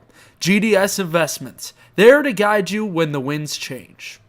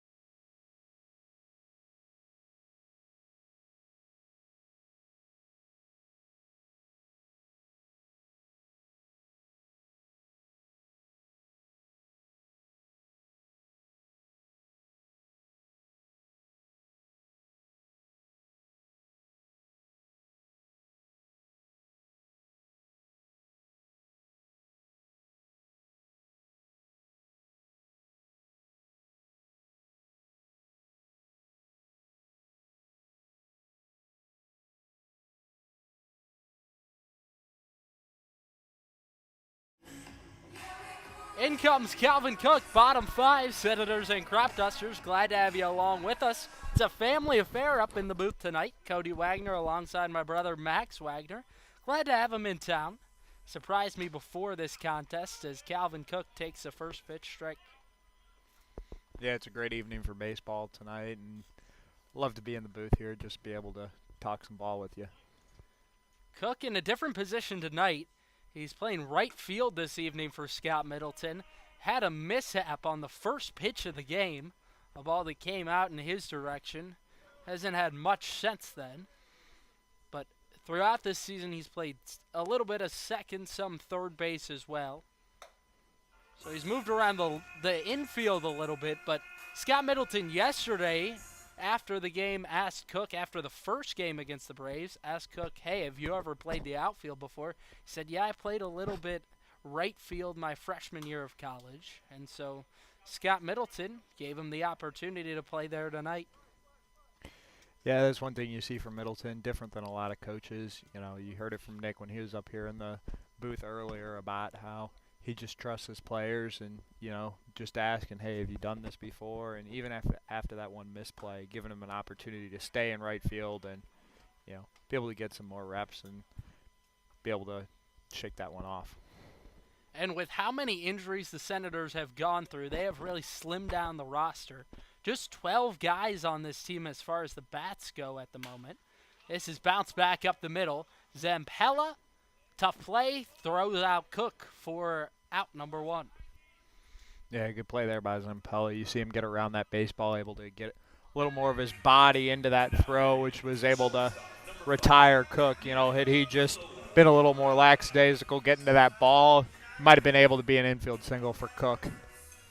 Well, and here's the silky smooth Nick Flores.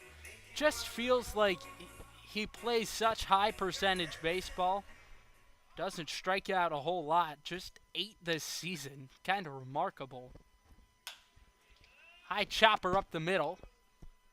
Hawkins on to Kirk, 2 down. Yeah, once again seeing that aggressiveness here of the Senators. They were a little more patient that first few innings, and now you see them up there swinging early in these counts. Yeah, and how about some aggression as well from the Cropdusters defense, charging these balls, making sure that they're there in time to throw out these Senators runners.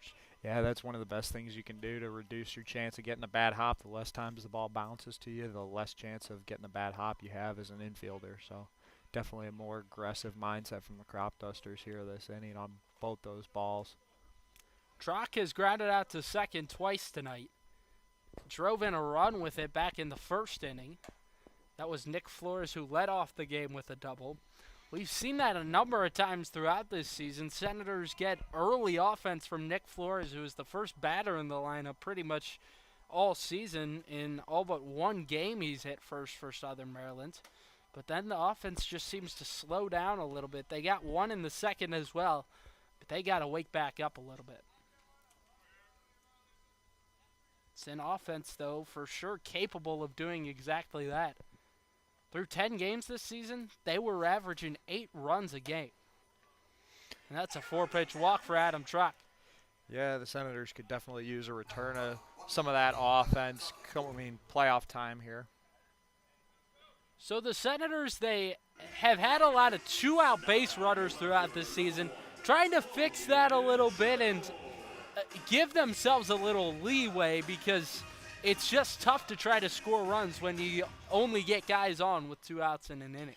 Right, you saw it earlier in the first inning with Flores being the leadoff batter, getting a double, getting over to third base, and then seeing Trock being able to just hit a ground ball to the second baseman to score him. Nice stolen base there by Trock. Moves a runner into scoring position here for Tribble.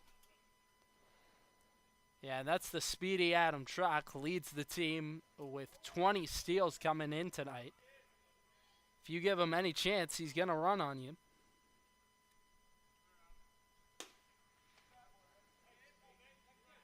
Do you think there's a chance here we see Trock steal third, or does that seem too risky at this point?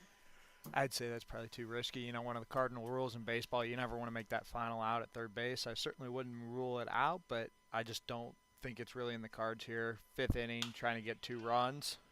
This is hit up the middle. Nice turning throw to first is past Kirk. Tribble goes down to the ground. Trock in to score, and Tribble a little shake it up. We'll see the result of this, if at all they call any interference on Kirk, or if Tribble will remain at first. But in to score there is Adam Trock. Senators are within 1 run. Yeah, definitely a difficult play there. You know, you see up the middle for the Cropdusters, making an incredible stop just to keep the ball in the infield, trying to make a ESPN web gem type play there, throwing it over to Kirk, ball in the dirt. Kirk did his best to pick that ball. You know, unfortunately, he ended up on his backside as Tribble was coming down the line. Nothing really malicious there, so good to see both players back up, though.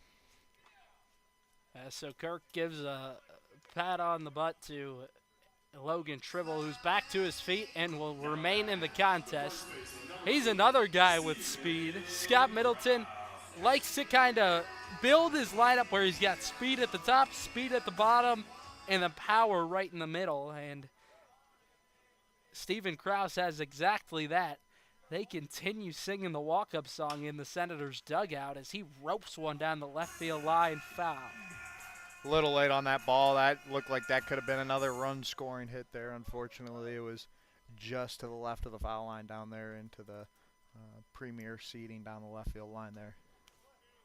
Well, how big is it for the Senators to, I guess, sort of buy a run in a way there? They just kind of get some, not poor defense, so to speak, but it certainly hurts that Hawkins throws that ball a little wide of Kirk, and the Senators are able to get a run where you had 2 outs and you walked a batter and then an error. Yeah, definitely for the pitcher there. It's a difficult pitch to give up a run on. You know, not very well hit, just finds the right spot. Your player's trying to make the best play they can. You know, you wish Kirk maybe made an effort once he saw that that play at first base probably wasn't going to get the runner out, to go in a bit more of a catcher mode and block the ball. But luckily for the Senators, it went past Kirk and was able to bring in Trock from second base on that infield single. So Tribble gets away with one a little bit there on that steal attempt. Seemed like he was dead to rights if the shortstop Hawkins was able to keep it in front. Yeah, it looked like he didn't get a good jump or something there, going from first to second. Definitely a play that could have been converted to the Cropdusters for an out. Krause spoils one foul. These two teams both sitting second in their respective divisions. Senators in the south, Cropdusters in the north. They reside up in Olney, Maryland, and it's certainly an interesting travel schedule for the Southern Maryland Senators.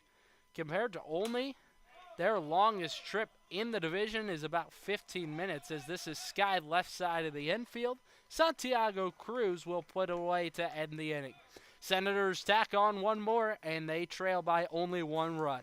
We go to the 6th inning. Southern Maryland and Olney, sure to be a good finish to this one. You won't want to miss it. Cropdusters 4, Senators 3 on the Senators Baseball Network.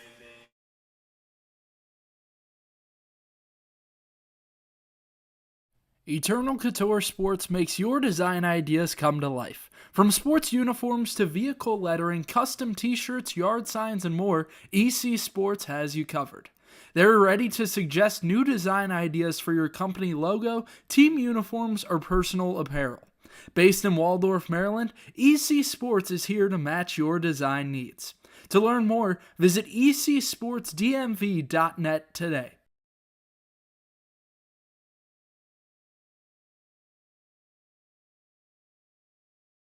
In need of trash pickup service? Well, look no further than Evergreen Disposal. With over 2 generations of experience, a family-owned and operated business, Evergreen Disposal proudly serves Southern Maryland. The company is committed to customers and building community. They provide service to homeowners associations, individual houses, and commercial, construction, and industrial locations.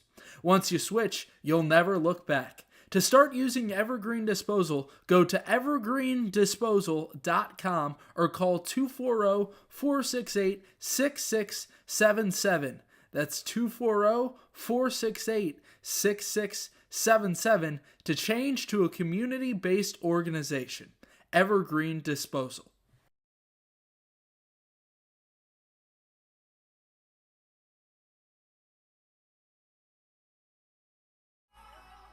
Angel Santiago Cruz will lead things off in the 6th inning. 4-3, Cropdusters in front by a run. Cody Wagner, Max Wagner with you from Regency Furniture Stadium. Place that holds 6,200. Just a beautiful backdrop for some baseball.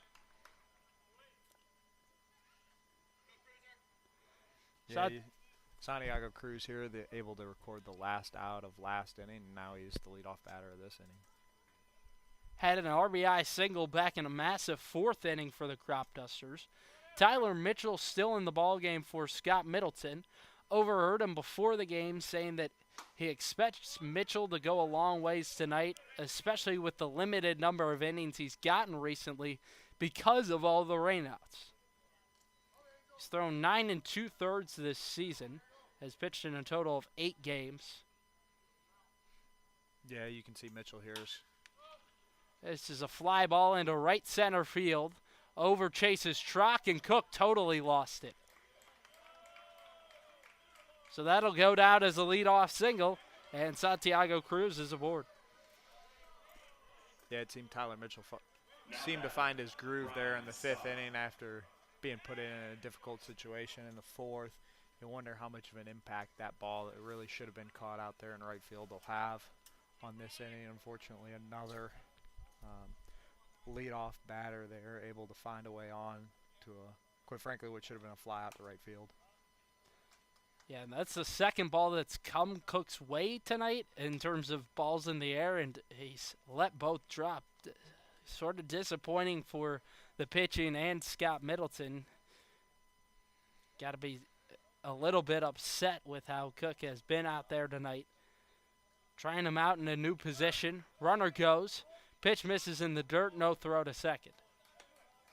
Yeah, the Cropdusters is going to continue to run there on Jax Nichols, I think, until they really make it so they shouldn't run anymore. So that's I believe their 5th stolen base, maybe their 6th stolen base of the evening. 5th stolen base of the night for the Cropdusters. And they just continue to punish Jax Nichols. And that's off his catching gear all the way to the backstop. He lost where it was. Stopping at 3rd is Santiago Cruz. And you certainly got to give Nichols the benefit of the doubt, because a lot of the pitches the Cropdusters have stolen have been off-speed breaking stuff that's down in the dirt. It's certainly tough to throw out anyone from that position. Yeah, Cropdusters definitely been able to take advantage of some of these off-speed counts, sending their runners in motion. Swings through strike 2. So the infield in here, Max. What's the importance in this situation, and why do you see more often as the game goes along, infield's coming in more often? Yeah, so really it has to do with the premium being placed on run scoring here. So you're giving up a bit of the opportunity to be able to get more outs. Typically, if your infield's further back, they're going to be able to get to more balls, have more range. You're trading that range really for the ability to either prevent a run or get an out at home plate, or be able to look that runner back to third and get an out at first. Payoff pitch is grounded up the middle, past the diving glove of Vincent and into center field. An RBI base knock for Brian Scott, and it's a two-run Cropdusters lead. And right there is just a prime example of some of the cost that comes to bringing that infield in. You have that infield back. It's a fairly routine play for the second baseman there, but unfortunately with the infield in, it would have taken a spectacular play to be able to get to that ball. Vincent, a keen eye for the spectaculars, leaped out for it, but just unable to get there quite in time. Yeah, definitely a great effort there by the second baseman. Sometimes just if you're not in the right position, it doesn't matter what type of effort you make to get the out. And this just kind of the definition of numbers not telling the story. Throw down to second is a little offline. And there's another stolen base. Boy, it's been a nightmare night for Jax Nichols behind the plate. Yeah, definitely not a case of getting a breaking ball there. That was a fastball on a pitch out there that Nichols called for. Unfortunately, he just pulled the ball a little bit to the shortstop side of the bag, so it makes it difficult for that runner coming in from the right side to get him tagged out. Walter tries to lay down a bunt, pops it foul towards the Senators' dugout. Boy, has Walter punished the Senators this evening. Had that single, which was kind of a mistake by Cook back in the first inning, but in his 2 at-bats since, has had no doubt base hits. Yeah, he's definitely been making some action out there on the base paths. After his first hit, he was able to steal second and then steal third and be able to be drove in there for the Cropdusters in the first inning. And then after his next hit, he was picked off there by Aiden Miller on that pre-set pickoff move to first base. 1-1. Popped up out of play. So as I alluded to, the numbers don't necessarily tell the story for Tyler Mitchell throughout the season. He's got a 7.44 ERA, but he's been really good in moments, especially late in games, making saves throughout this season. And you saw it a moment ago, that play by Calvin Cook. It will ultimately go down on the ledger as a earned run, but unfortunate for Tyler Mitchell. A pitch, swing and a miss. He got him. Blew the fastball right by him that time. Definitely good to see Walter retired there. The first 2 times he was on with base hits, and seeing him put down here will definitely help for the Senators. And Zakai Hawkins will come up to the plate. His 4th time this evening. Already the 4th time around for Olney, and the Senators have just had a tough time corralling these bats of the Cropdusters. Already 1 in the inning. 5-3, Cropdusters in front. Job for Mitchell at the moment, just hold the line, keep the score where it is. I know that was the job for you many times out of the bullpen where you got put in tough situations. Yeah, definitely in the bullpen role, you get thrown into a lot of different situations. Ball thrown away by Nichols there. Mitchell wasn't able to corral it, and unfortunately the infield slow to get to it, and runner able to advance from second to third base there. Goodness, just things unraveling a little bit, and this has unfortunately been the way it's gone throughout Senators' losses as the season has gone along. It's just them kind of hurting themselves often throughout games. It's been tough for teams to beat them straight up. Yeah, difficult to see there, but unfortunately, sometimes that's what it takes, being able to hang around if you're some of these opposing teams and, hang around for a 9-inning game and just make that 9-inning game feel very long for the Senators. And sometimes it'll benefit the other opposing team, making you really record all 27 outs. And the Cropdusters have just done an impeccable job of putting on pressure against the Senators, something the Senators coaching staff wants more of out of their batters. To just put pressure on opponents, take any opportunities they can on the base pass. There's an added benefit of having those runners on base. You make the pitcher go from the stretch instead of the windup. You kind of throw all those things out of a normal rhythm. Got on, I missed. Strike 3. Yeah, huge strikeout there for Mitchell, able to set down and record the second out of the inning. He's going to face Kirk here. Yeah, and especially important because you allow the infield to move back, and they don't have to play in any further. We talked earlier in the inning about the threats of having to play the infield in, so now they can play normal depth and just get the out at first. Yeah, especially with a guy like Kirk, who I'm sure he puts up some pretty big exit velocities, given the type of power hitter he is. He's definitely a guy that your infield appreciates being able to play back against. He's got a home run this summer, had 8 this season at college, plays over at Millersville University. 0-1, misses low.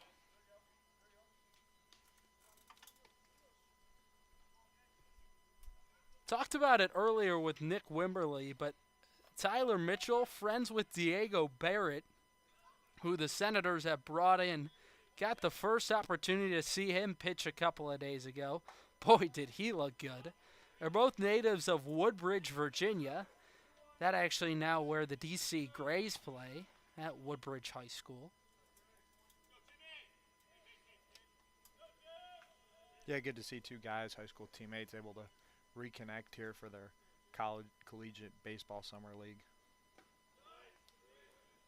Yeah, and two darn good pitchers. It was Diego Barrett who got an opportunity to pitch in an HBCU showcase on MLB Network a couple of weeks ago. And Scott Middleton was really impressed with what he saw there. The movement on the pitches is just unreal. 3-1. Kirk swings and lines one deep into right center field. That's going to get past Schrock and roll all the way to the wall. In easily to score from third walks Brian Scott. Kirk hustling for third, and the big man's got a stand-up triple. Yeah, quite a drive there from Kirk. A guy as big as him able to get a triple. That's how you know that ball was well struck out there. So they'll replace one runner on third for another Jimmy Kirk, able to drive in the 6th run of the evening for the Cropdusters. And the danger always there in pitching to Jimmy Kirk, and you make a mistake, he will make you feel it. And so in steps Austin Stalker. 1 for 2 tonight, a sac fly back in the first inning to score a run. This is a bouncing ball to first. Kraus backhands will take it himself to retire the side. Senators got some work to do with the bats. They trail by 3, going to the bottom of 6.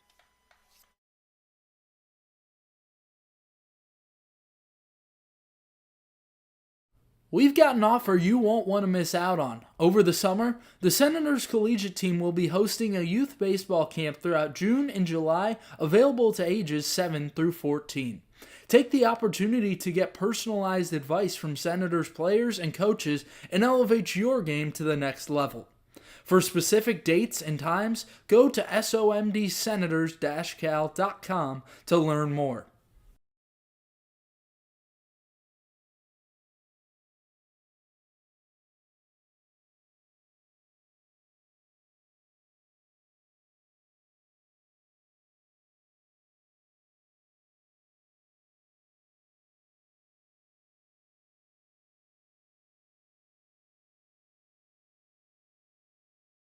Whether you're a player or aspire to work a job in sports, the Cal Ripken Senior Collegiate Baseball League is the right place for you.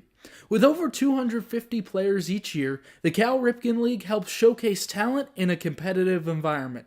If you're seeking a job in sports, the Cal Ripken League offers media and photography internships. To learn more, visit calripkenleague.org today.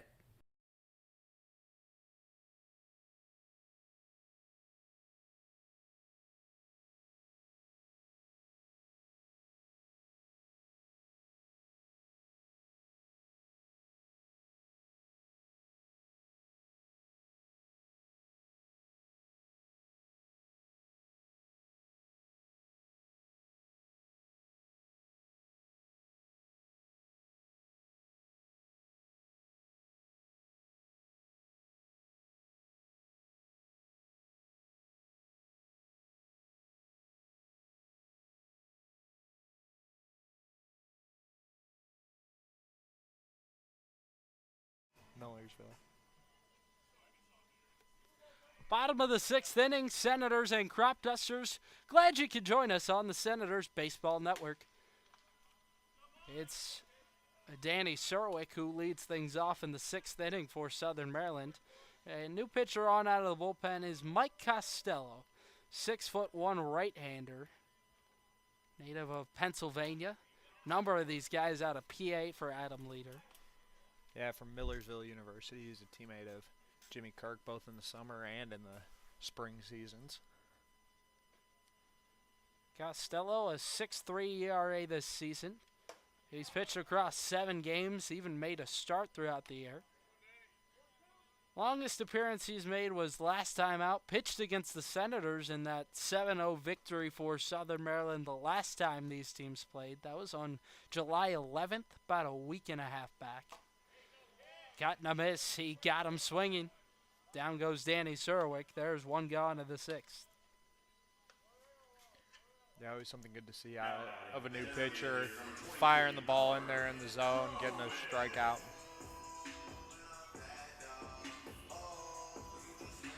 So Costello, a guy that strikes out a decent number of batters, but he also walks a good amount. He's walked 10 across 10 innings, struck out 9 in that time.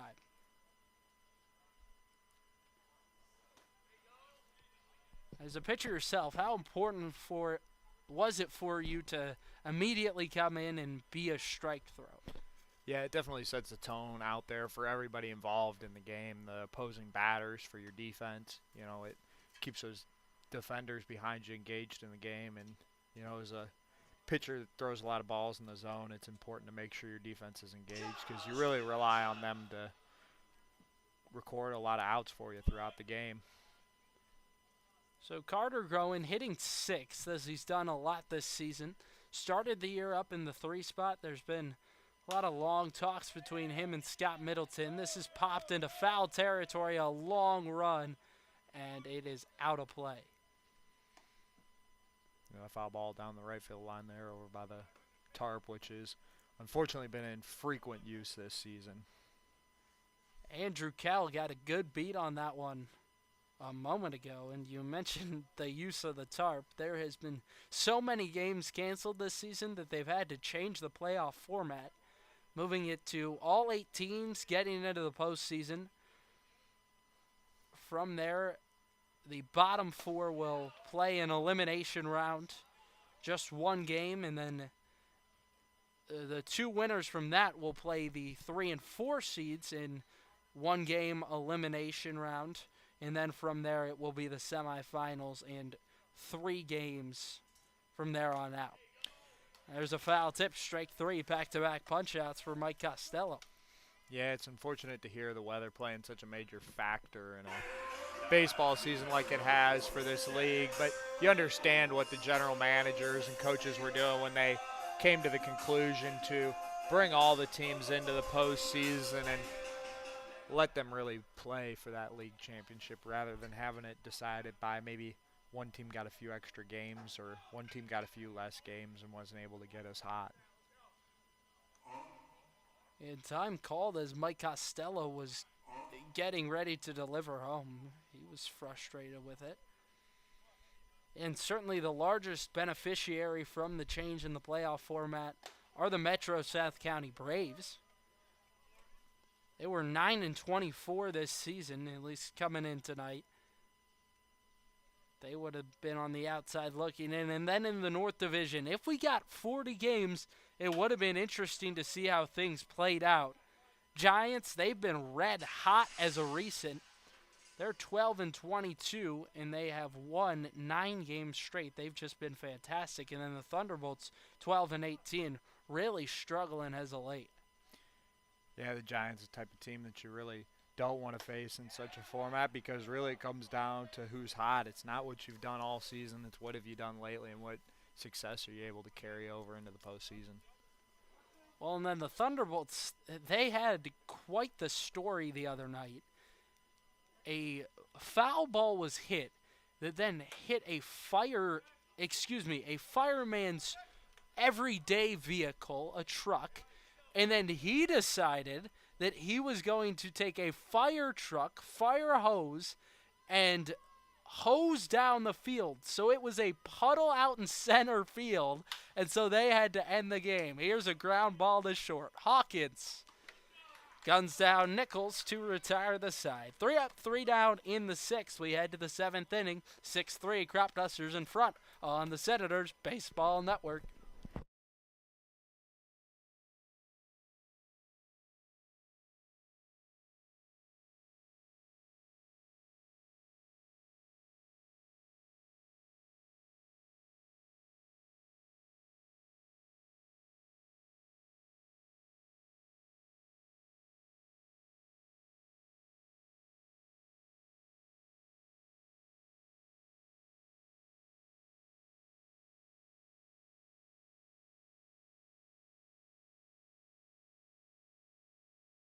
Eternal Couture Sports makes your design ideas come to life. From sports uniforms to vehicle lettering, custom t-shirts, yard signs, and more, EC Sports has you covered. They're ready to suggest new design ideas for your company logo, team uniforms, or personal apparel. Based in Waldorf, Maryland, EC Sports is here to match your design needs. To learn more, visit ecsportsdmv.net today. If you or your child is searching for a youth baseball team, you're looking in the right place. The Maryland Senators Elite Travel Baseball Team competes in tournaments and showcases around the country. Featuring teams from 8 to 18U, the Senators work hard to prepare players for the next level by teaching confidence, a winning attitude, and the importance of character by being a great student, teammate, and individual. Get more information by searching MarylandSenators.com, the place to be for travel baseball in Maryland.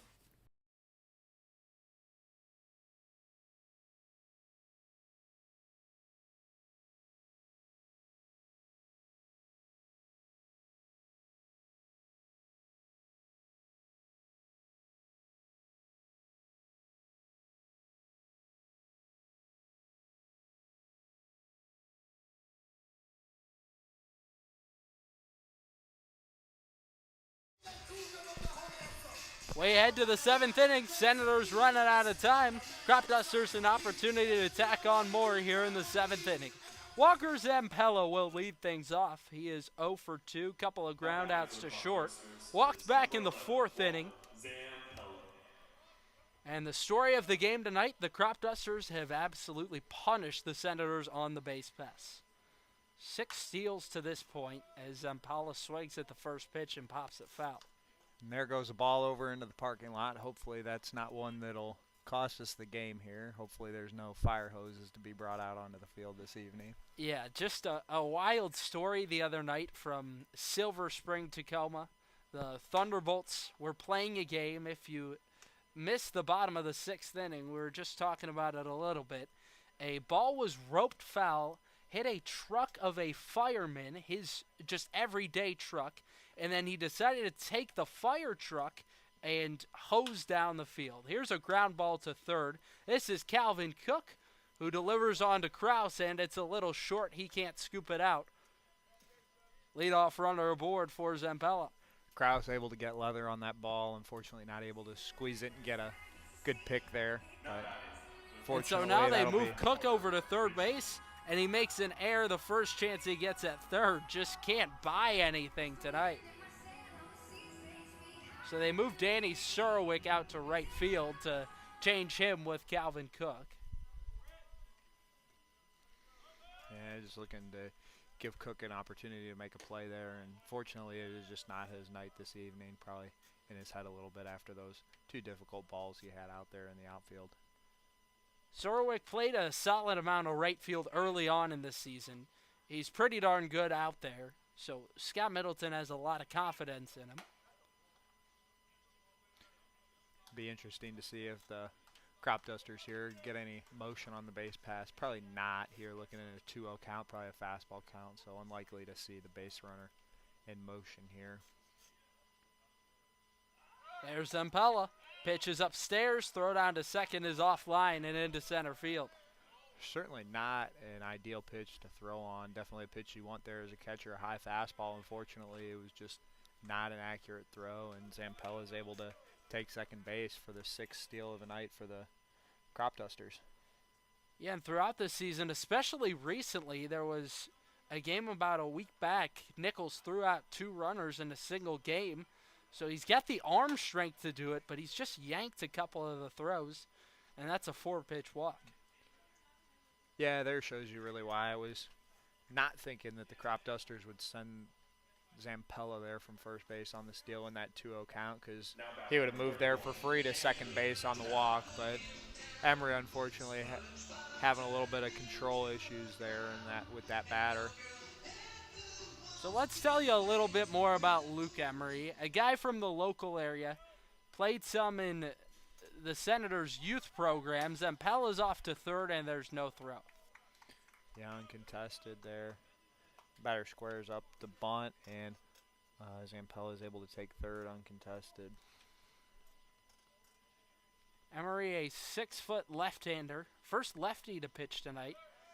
And now the runner off to second, no throw once again from Nichols. Clear uncontested steal there, this time at second base. Emery from Chesapeake Beach, Maryland. That's about a 45-minute drive to this ballpark. Yeah, going back to your story about the firefighter putting the stop to the game there. I don't have any games that I've ever had issues with fire hoses, but firecrackers have been something in my baseball history.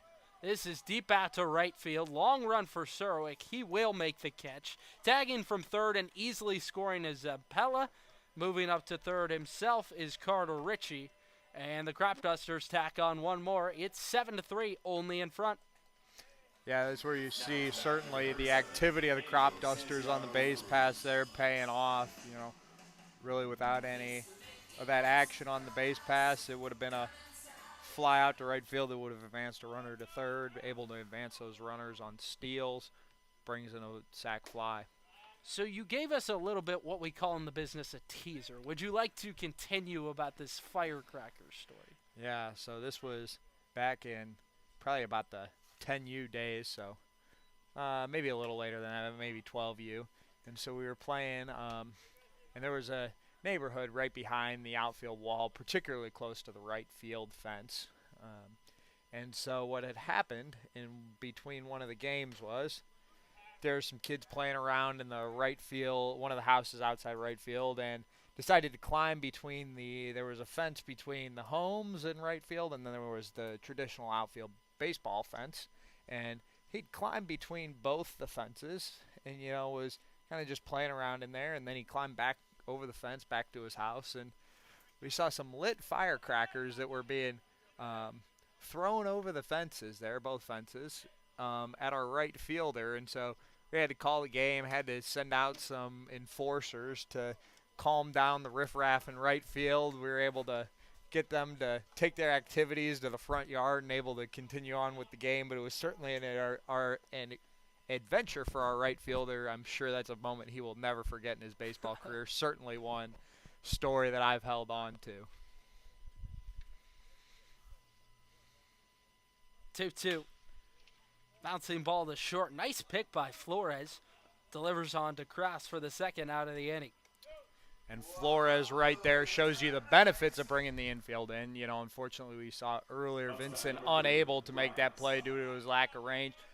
But there, when a ball is hit fairly well at one of the infielders, you're able to see him look at that runner on third base, send him back to third, make that throw over to Kraus to record an out and not allow that run in. But even with that, it certainly seemed like the difficulty was raised a little bit for Flores with the infield, and he had to make a tough play to snare that. Yeah, it definitely makes plays happen faster on the infield. You know, for Flores, there's a shortstop. He goes from playing, you know, close to the outfield grass to inside the cut of that infield grass there. That's kind of between the pitcher's mound and the rest of the infielders. So definitely a more difficult play than he would have at his normal depth. And that's an RBI base knock for Brian Scott. One more for the Cropdusters. They're in front, 8-3. Now batting number 6, Hayden Walter.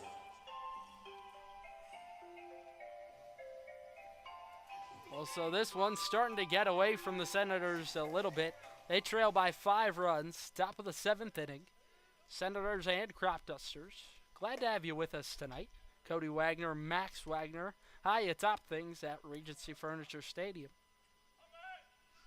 Yeah, you see Walter in here for his 5th plate appearance of the evening. He's definitely been a menace on the bases. He's got 3 hits, and fortunately enough for the Senators' last at-bat, they were able to get him on a strikeout.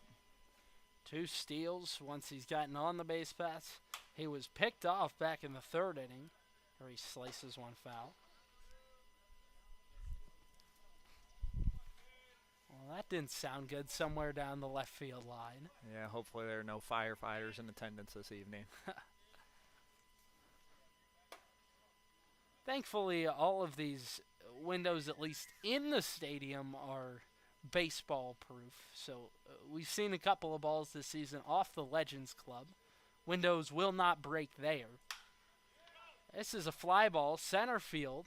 Trot goes out, and he will make the grab. That will do it for the top of 7. Cropdusters tack on 2 more. They lead big going to the bottom of 7. 8-3, Olney.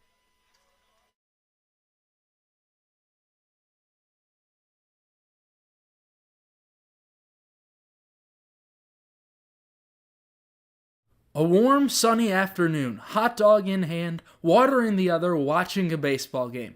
What's better than that? Well, not much. If you want to make that fantasy a reality, you can check out the Southern Maryland Blue Crabs. Founded in 2006, the Blue Crabs are part of the Atlantic League of Professional Baseball. Search SOMDBlueCrabs.com to get tickets today. The Southern Maryland Blue Crabs, Southern Maryland's only pro sports team.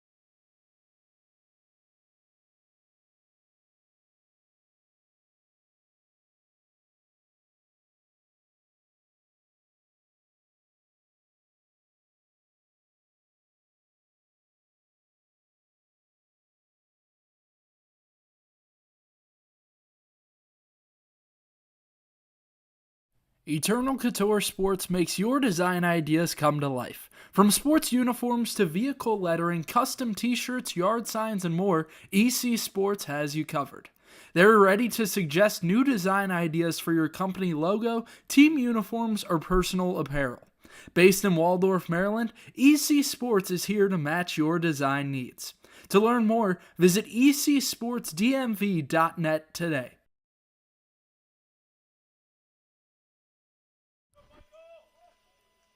Bottom 7, Senators and Cropdusters. Glad to have you right here on the Senators Baseball Network. Cale Vincent leans out of the way of a pitch. And Yeah. Vincent has been fantastic in the last 2 games. 4 of his last 5, a home run yesterday. That was a solo shot to start off the second against the Braves. Fantastic offensive performance in that game for the Senators. Costello back out on the bump for the Cropdusters after getting 2 insurance runs there in the last half of the inning. Make the score 8-3 in favor of the Cropdusters. So definitely 2 good insurance runs there to have as a pitcher. Costello hasn't given up an earned run in his last 3 appearances. There's a check swing, tap or foul.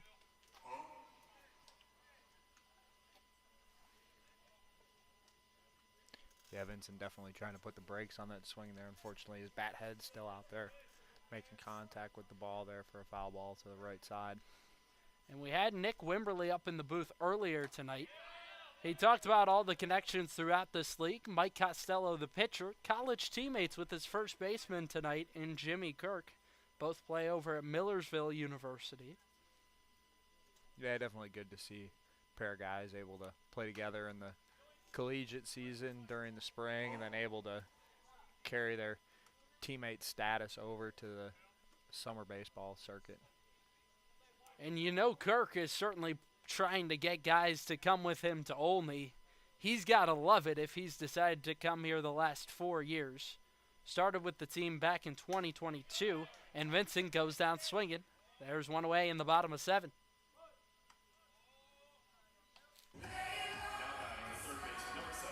Third strikeout already for Mike Costello. He's looked tough to touch.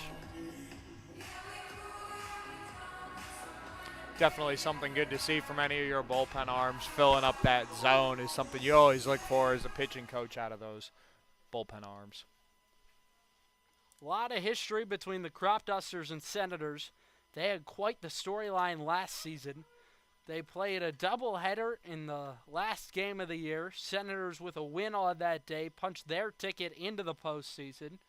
And then in the first round, who did they play other than the Olney Cropdusters? Senators were victorious in that contest.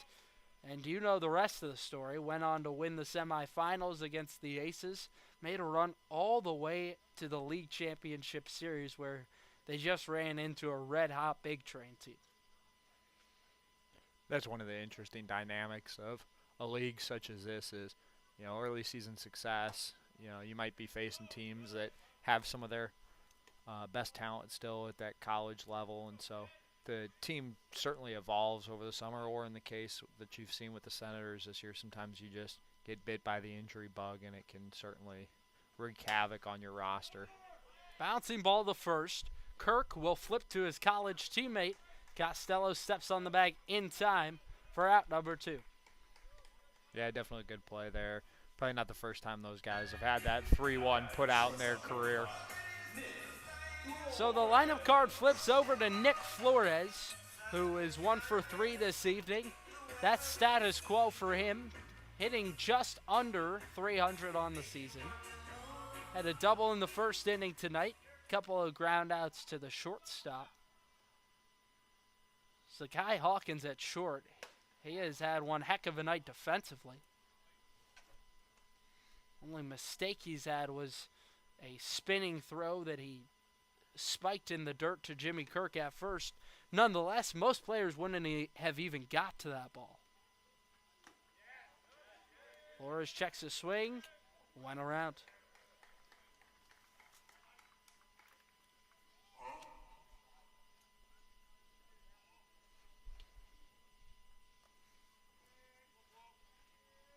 Rarity that you'll see Flores swing at pitches out of the zone.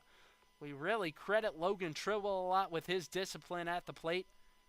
Got to give some love to Flo as well.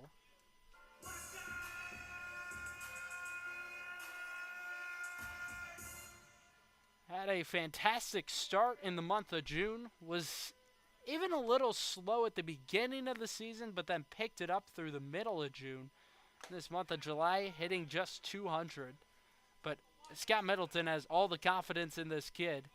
He is silky smooth and, for the most part, really consistent.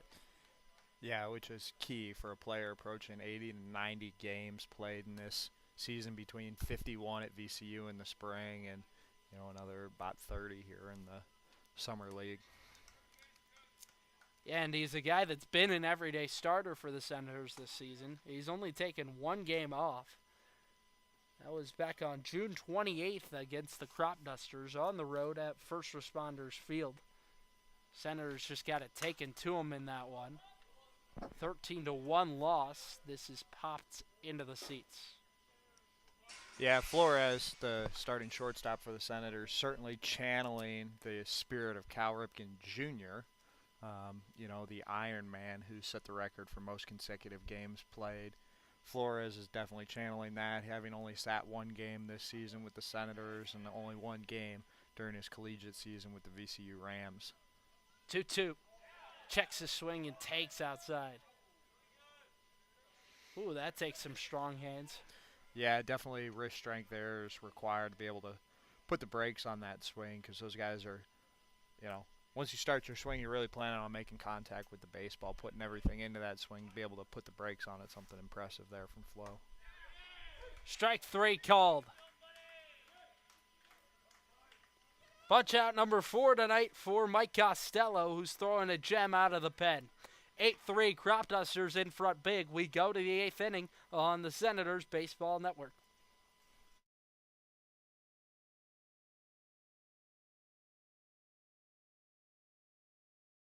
In need of trash pickup service? Well, look no further than Evergreen Disposal. With over 2 generations of experience, a family-owned and operated business, Evergreen Disposal proudly serves Southern Maryland. The company is committed to customers and building community. They provide service to homeowners associations, individual houses, and commercial, construction, and industrial locations. Once you switch, you'll never look back. To start using Evergreen Disposal, go to evergreendisposal.com or call 240-468-6677. That's 240-468-6677 to change to a community-based organization. Evergreen Disposal.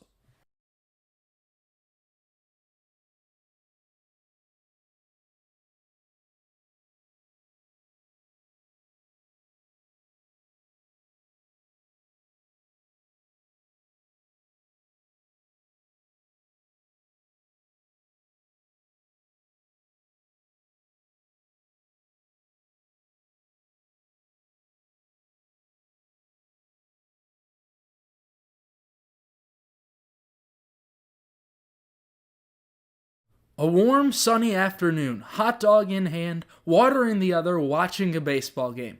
What's better than that? Well, not much. If you want to make that fantasy a reality, you can check out the Southern Maryland Blue Crabs. Founded in 2006, the Blue Crabs are part of the Atlantic League of Professional Baseball.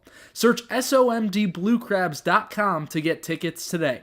The Southern Maryland Blue Crabs, Southern Maryland's only pro sports team.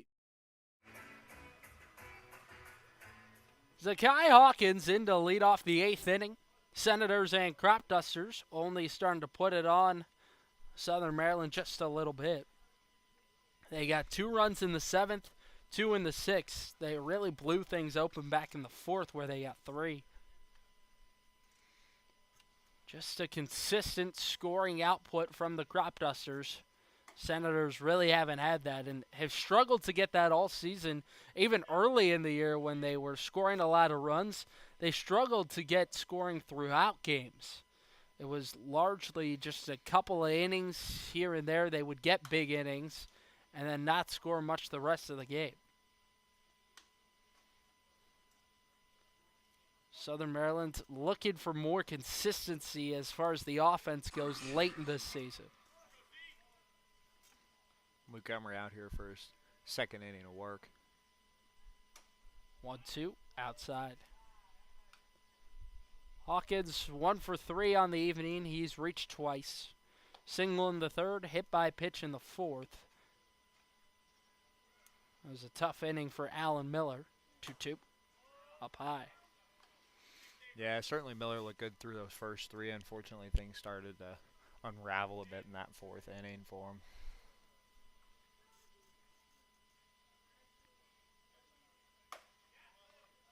just misses with ball 4. Then you had Tyler Mitchell come in, and now he's been relieved by Luke Emery. So he started off with 2 righties. Now you got Emery, a lefty, out of the bullpen. Stepping in now, Jimmy Kirk for the Cropdusters. A lot of local kids pitching tonight for Scott Middleton. It was first Alan Miller from Maryland, and then Tyler Mitchell out of Woodbridge, Virginia. Runners off, pitches upstairs, and there's no throw. Boy, they are running all over the Senators tonight.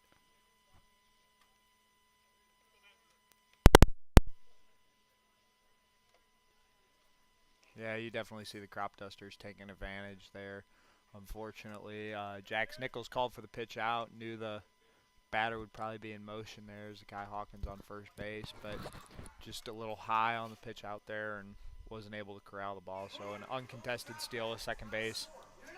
And I think even if the Cropdusters knew they were pitching out, they might still steal. They've got so much confidence on the base pass this evening.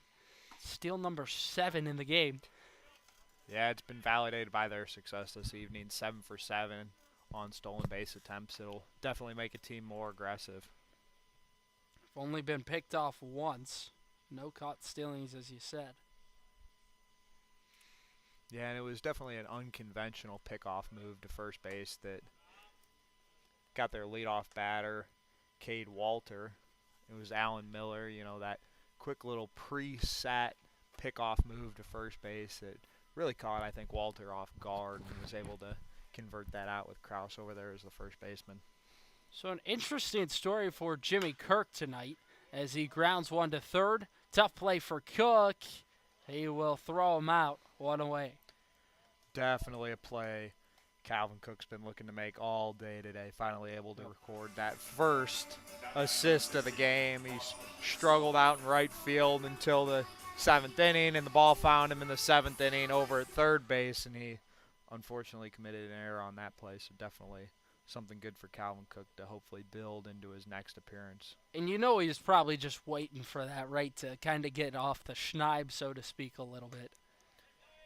Yeah, the ball definitely finds you, in those times like that when you might be a little bit in your own head about some of the misplays you've had in the field, some of those miscues, and that ball found him last inning. And luckily for him, he was able to get another opportunity this evening and able to make a good play there. And that one got him on the elbow. Stalker will be aboard. Men at the corners with 1 out. And to finish the story on Jimmy Kirk that I alluded to earlier, he came into this contest forgetting his uniform, and so he needed a new jersey. Well, he took Carter Ritchie's jersey, but they wanted to start Ritchie tonight, so they found him a different jersey to wear for this evening. So a little bit of shuffling of the uniforms tonight for the Cropdusters, but both Kirk and Ritchie in the lineup. Yeah, definitely a unique situation there. Something that, this is about the last level of baseball that can happen in, because going forward, that's handled by, team assistants typically in the collegiate ranks or in the, minor league ranks if the players are fortunate enough to make it to that level. Oh, and things are just unraveling now. There's a little bit of a mishap on a throw down to second. Vincent was trying to maybe cut it off a little shorter, but it took a tough hop on him. And so safely up to second goes Stalker. Another run scores in Zakai Hawkins. Yeah, regardless of Vincent cutting that ball off there, it would have been a short hop to Flores if the ball had gone all the way through to second base. So not quite what Jax Nichols was looking for there. So another successful stolen base there for the Cropdusters. That is 8 on the evening. Just stacking them up and not giving the Senators a moment to breathe. Southern Maryland, though, they still got to be playing with some confidence. You got to carry that into the playoffs. Can't allow the morale to get too low. They had won 2 straight coming in tonight. Really feeling good after the victory yesterday at South County High School.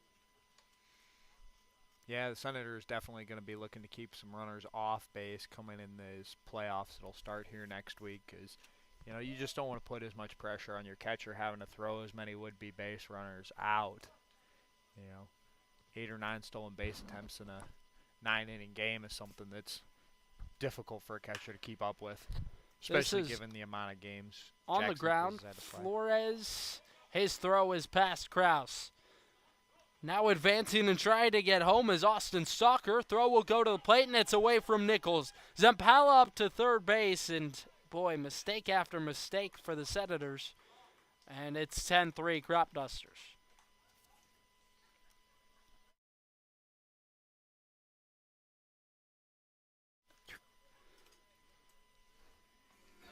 Now batting number 29, Carter Ritchie. So Carter Ritchie will come up to the plate. Senators trailing by 6 runs. 7 runs, excuse me.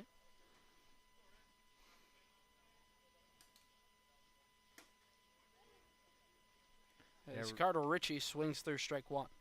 Ritchie there on the other end of the uniform exchange with Jimmy Kirk for the evening. So Ritchie typically will wear number 36, but that's being worn by Jimmy Kirk this evening. Ritchie actually a college teammate of Flores. Oh, and here he launches one deep out to left field. If it's fair, it's gone. It hooks foul. Oh, he got a hold of that one. Yeah, that was a no doubt deep fly ball to left field there, and it was just to the left of the foul pole there. Ritchie definitely feeling confident after that swing. He certainly hopes that's something he can straighten out and put into that deep left field gap there. So Carter Ritchie tonight wearing number 29, not his normal number 36. Certainly tough at times to read some of these Cropdusters uniforms and the numbers on the back. 0-2. Swung on and missed. And now Nichols flips the ball back to the pitcher's mound, and that's only out 2. Yeah, luckily there. Now batting number 31. Luckily there, Luke Emery was able to recover the ball there before Zampella was able to advance to from third base to the plate there. Senators had that happen earlier in the season when Chet Bowling was back behind the dish. He just flipped one lackadaisically out to the mound, thought the inning was over, and the team actually scored a run off of it. So thankfully the Senators don't give up one off that. But this one quickly getting out of reach.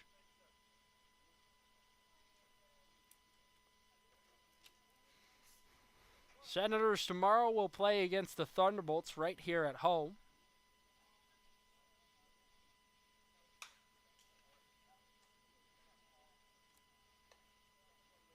It'll be the last regular season contest before they enter the playoffs, which will start Tuesday for the league. Depending on some results, the Senators hopefully will be able to get a bye that first evening and won't play their first playoff game till Wednesday. Cal gets into one out to left field. In the air, Tribble will make the grab and end the inning. So Cropdusters tack on a couple more. They're in front 10-3 after a couple of big late innings on the offensive end. We go to the bottom of 8. Cropdusters in front by 7 on the Senators Baseball Network.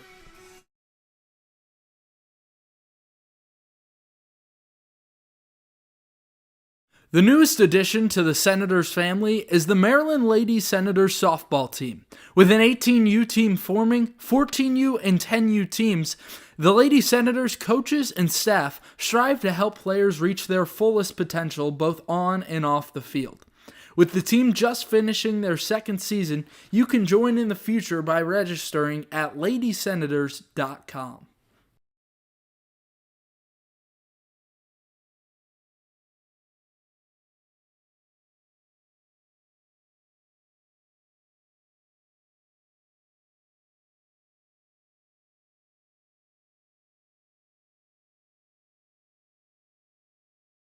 Want to help the Senators? You can help fuel the team and carry them to victory by becoming a Game Day Meal sponsor. For $250, you provide a pregame meal for the Senators players and staff. If you sign up, you'll receive 4 season passes to home games, a game time announcement, along with commercials on all Southern Maryland Senators broadcasts throughout the season. Both corporate and private donors are welcome. To sign up today, contact info@somdsenators.com. A warm, sunny afternoon, hot dog in hand, water in the other, watching a baseball game. What's better than that? Well, not much. If you want to make that fantasy a reality, you can check out the Southern Maryland Blue Crabs. Founded in 2006, the Blue Crabs are part of the Atlantic League of Professional Baseball. Search somdbluecrabs.com to get tickets today. The Southern Maryland Blue Crabs, Southern Maryland's only pro sports team.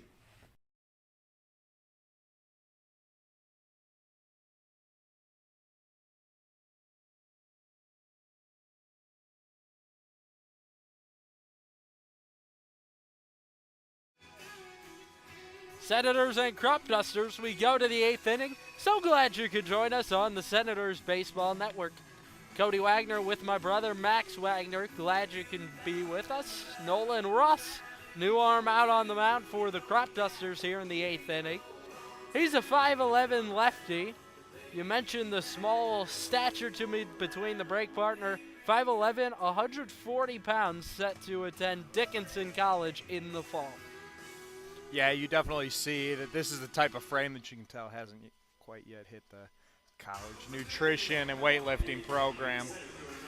Yeah, and it's certainly a big experience this summer for these pitchers. As Nick Wimberly mentioned earlier today when we got a chance to talk with him, that you get to learn, especially on the weightlifting and recovery side, from your teammates during this summer season. So you'd expect that Ross has certainly learned a lot about the nutrition, the health side of the game from his teammates this summer, and that will only increase as he plays at the college level. Yeah, it's something that I'm sure his coaches at Dickinson College appreciate. This is ripped through the right side, base hit. Adam Trock, leadoff man aboard in the 8th inning. And when you're in a situation the Senators are in right now, base runners are absolutely key. Definitely the right way to start off an inning.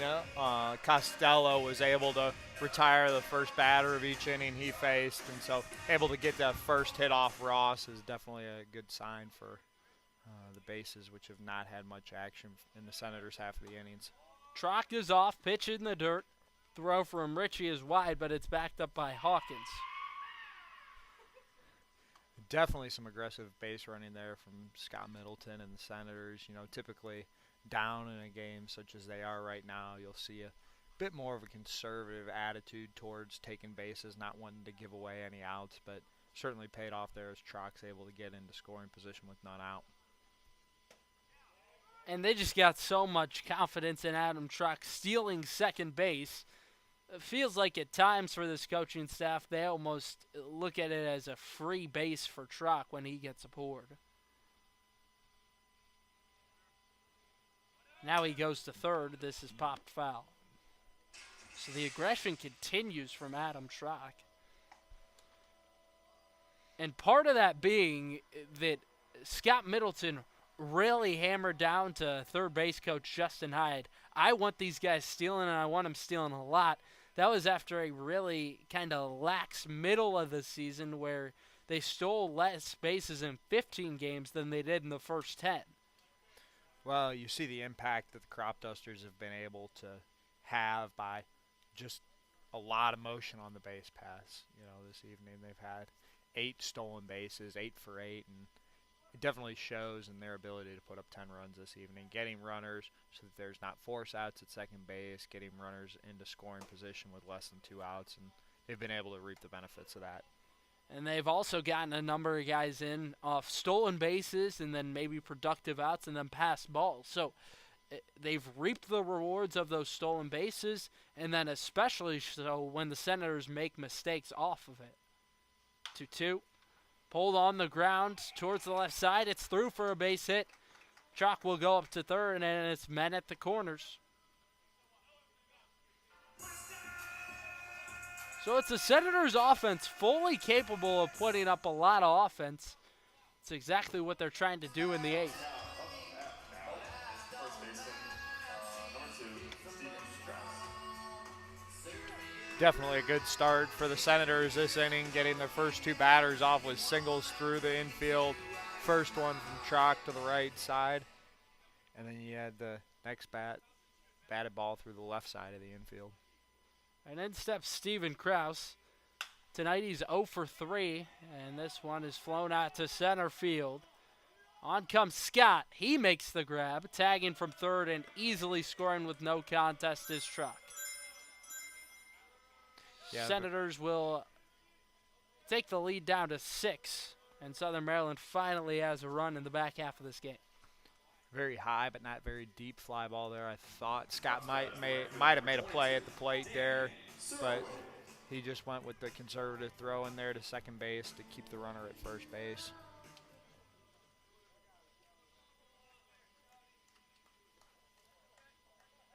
And you got to think at this point, with how many runs they're in front, just simply not too much weight in that run for the Senators at this moment. Right. The Cropdusters willing to trade outs for runs here.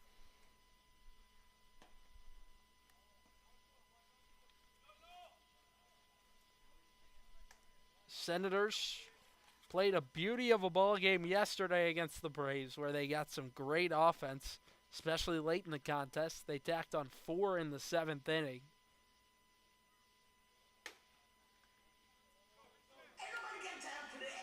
Late offense here would be huge, but Senators really running out of time, down 6 runs in the 8th inning.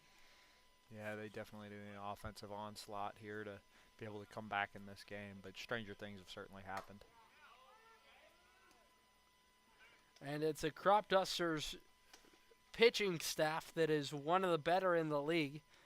They're in the top half with a 4.29 ERA. That's a 5-pitch walk for Danny Serwick. So base runners key for the Senators at this point. And here steps Carter Groen to the plate.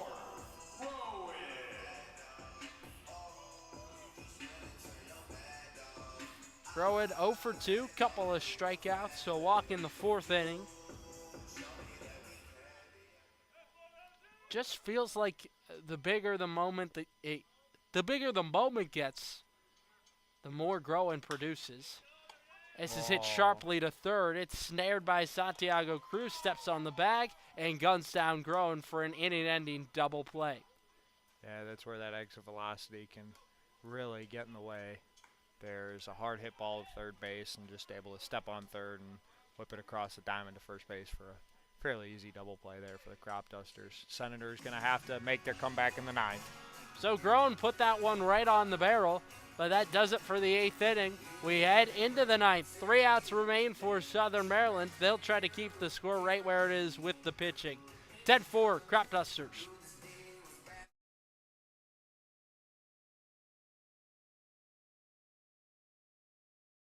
We've got an offer you won't want to miss out on. Over the summer, the Senators collegiate team will be hosting a youth baseball camp throughout June and July, available to ages 7 through 14. Take the opportunity to get personalized advice from Senators players and coaches and elevate your game to the next level. For specific dates and times, go to somdsenators-cal.com to learn more.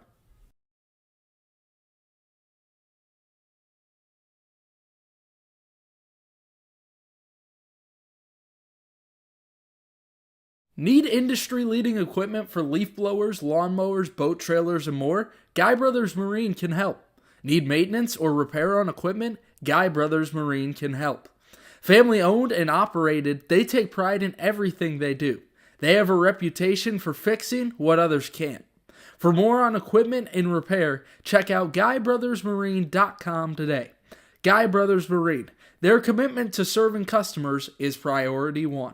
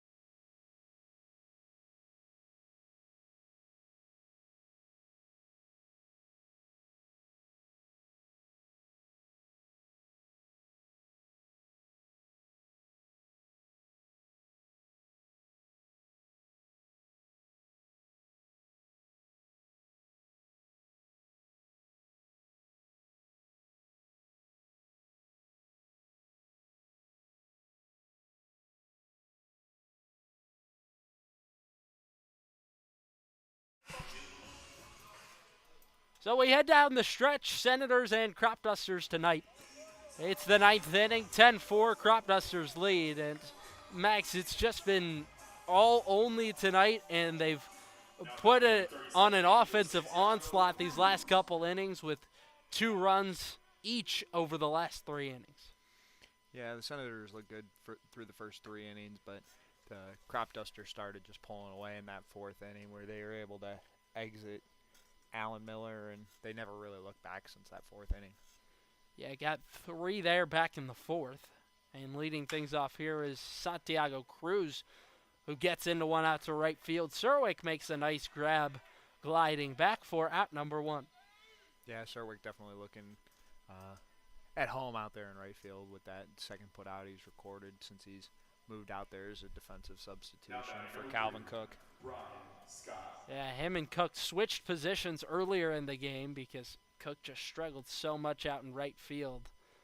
Lost 2 balls in the sky this game, and now moved him over to third where he's a little more comfortable. So Brian Scott for the 5th time this evening. A walk in the 4th, and then back-to-back singles in the 6th and 7th. 2 runs batted in.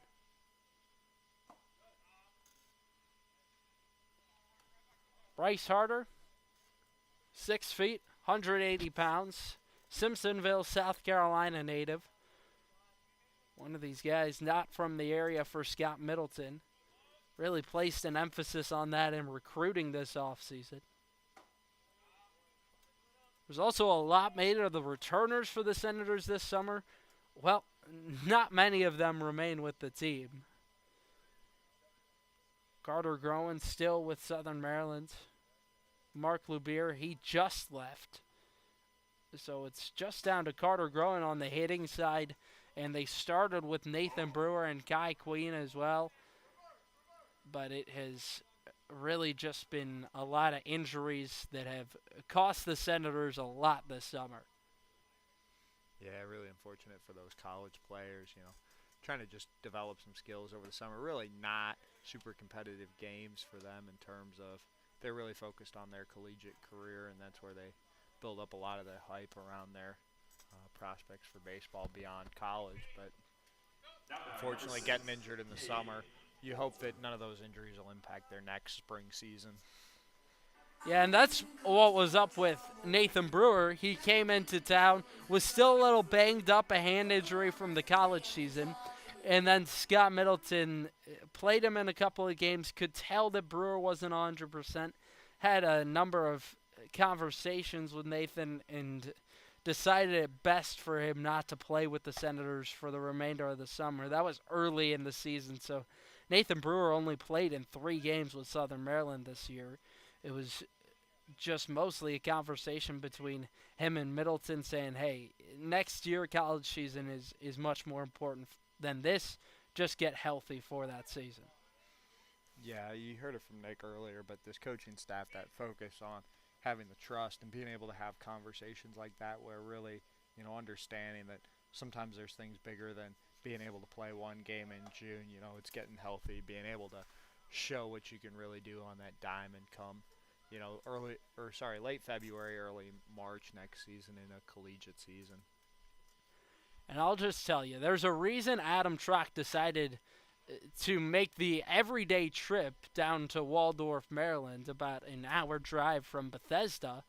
It's because he's got a place in his heart for Scott Middleton and the rest of his coaching staff. He just loves what this team is doing, what the mission is here with the Senators, and it's a ball club that believes they can go all the way this season. They've certainly shown that they've got the pieces to do it early in the season where they had that 9-game winning streak. They can get hot. Yeah, you definitely saw that early in the season. They were able to start off strong.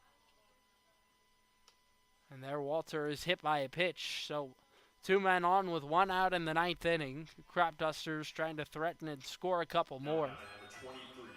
Yeah, Walters wreaked havoc on the bases. Luckily, there's somebody in front of him, so he'd be the second leg of a double steal if they were able to take off. Brian Scott at second, Cade Walter at first. Would wonder if they try to test the throwing of Jax Nichols this late in the game. 5 steals for Scott this season. Yeah, he definitely might be an opportunity for a double steal. They might not with a 10-4 lead here, though. Zakai Hawkins takes a first pitch strike. This will be the 6th plate appearance for these Cropdusters up here in the top of the 9th inning.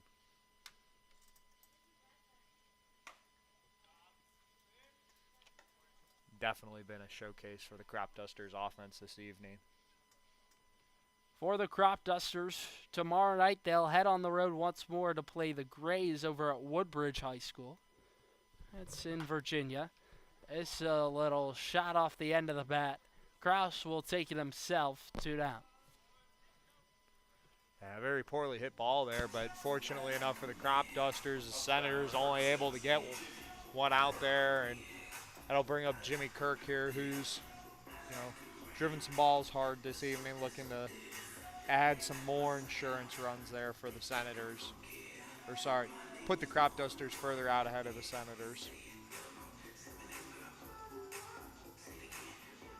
Not the result the Senators have desired this evening.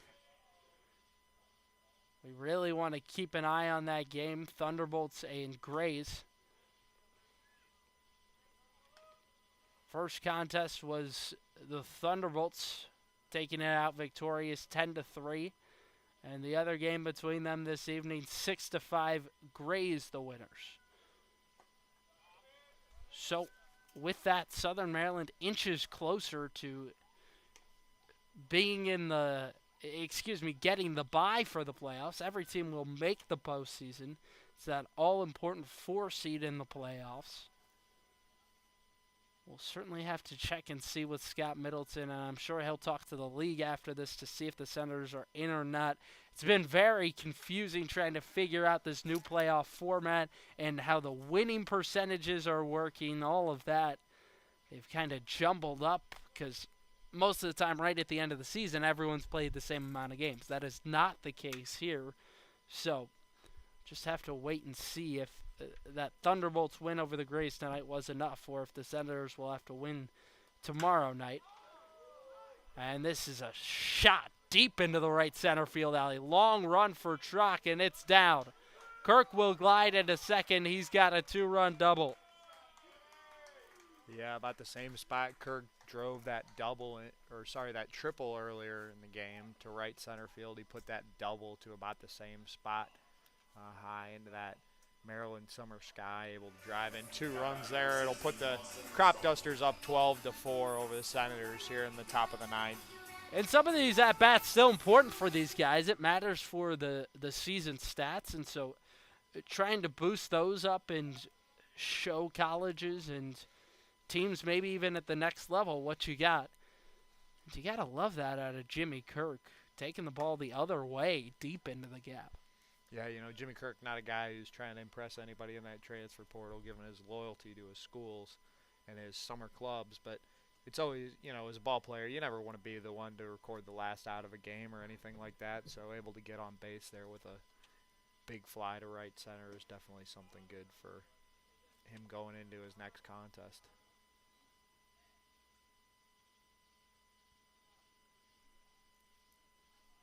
So Bryce Harder, the man on the mound for Southern Maryland. This is his 8th appearance this season. He had thrown 10 1/3 coming in tonight. His last appearance, he only got 1 batter back on July 16th against the Aces. This is drilled into right field, a base hit. They send Kirk home. Surwick's throw will go to the plate, not nearly in time. And an RBI knock for Austin Stalker. Yeah, I might have had a play at the plate there. Would have been a little closer, but Surwick's throw pulled the catcher Jax Nichols up the third base line, so there was no play able to be made on Kirk there. So just taking it further and further out of striking range for the Senators. A 9-run lead for the Cropdusters. Top of the 9th inning with 2 outs. Walker Zampella to the plate. Nearing a conclusion in this one, Senators will likely try to just put it in the rear view. Focus on the next tomorrow night against the Thunderbolts. Senators actually had the option tomorrow night to maybe play a double header against the T-Bolts, but decided they only wanted to do one game because it just makes the most sense for pitching and preserving arms going into the postseason. Yeah, you definitely want to make sure you go into the postseason with as much pitching as possible. You know, that was one of the things that plagued the Senators in that cold spell here earlier this month was just playing that 13 games in 11 days. You just start to run thin on pitching, and you're throwing guys on incomplete rest. You're throwing them on short turns, and it really hurts their ability to pitch. Long run for Trock, who's able to make the catch on the track. Nice play by the center fielder to end the 9th inning. Yeah, fantastic play there. Got a good beat on the ball, good read, able to make that first step into the gap and able to track that thing down to finish off the top of the 9th.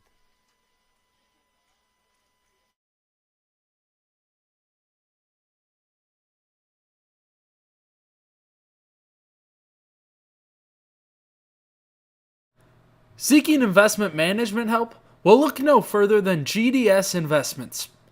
With over 20 years of experience, Glenn Surwick has the knowledge and experience to help you make informed investment decisions. The company maintains full transparency, allowing you to view your account activity at any time so there are no delays or surprises. Go to gdsinvestments.com today to learn more. GDS Investments, there to guide you when the winds change.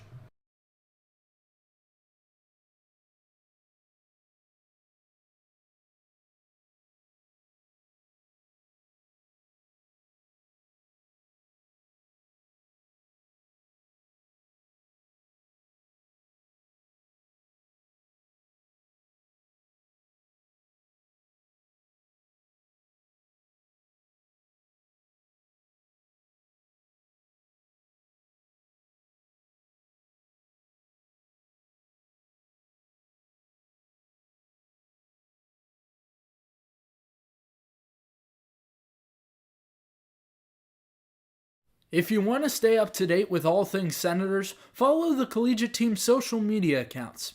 You can follow the team at Southern MD Senators on Instagram or Go SOMD Senators on X to keep up with the team. You'll get score updates, final score graphics, access to articles, and so much more. Go check out the Senators on social media and don't miss a moment this season.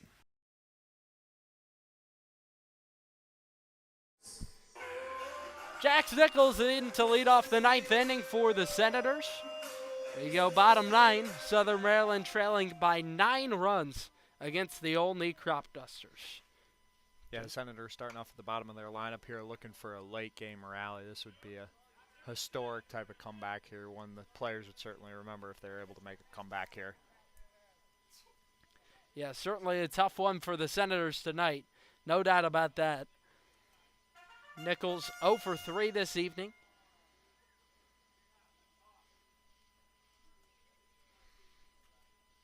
Ross back out there looking to finish this one off for the Cropdusters against the Senators.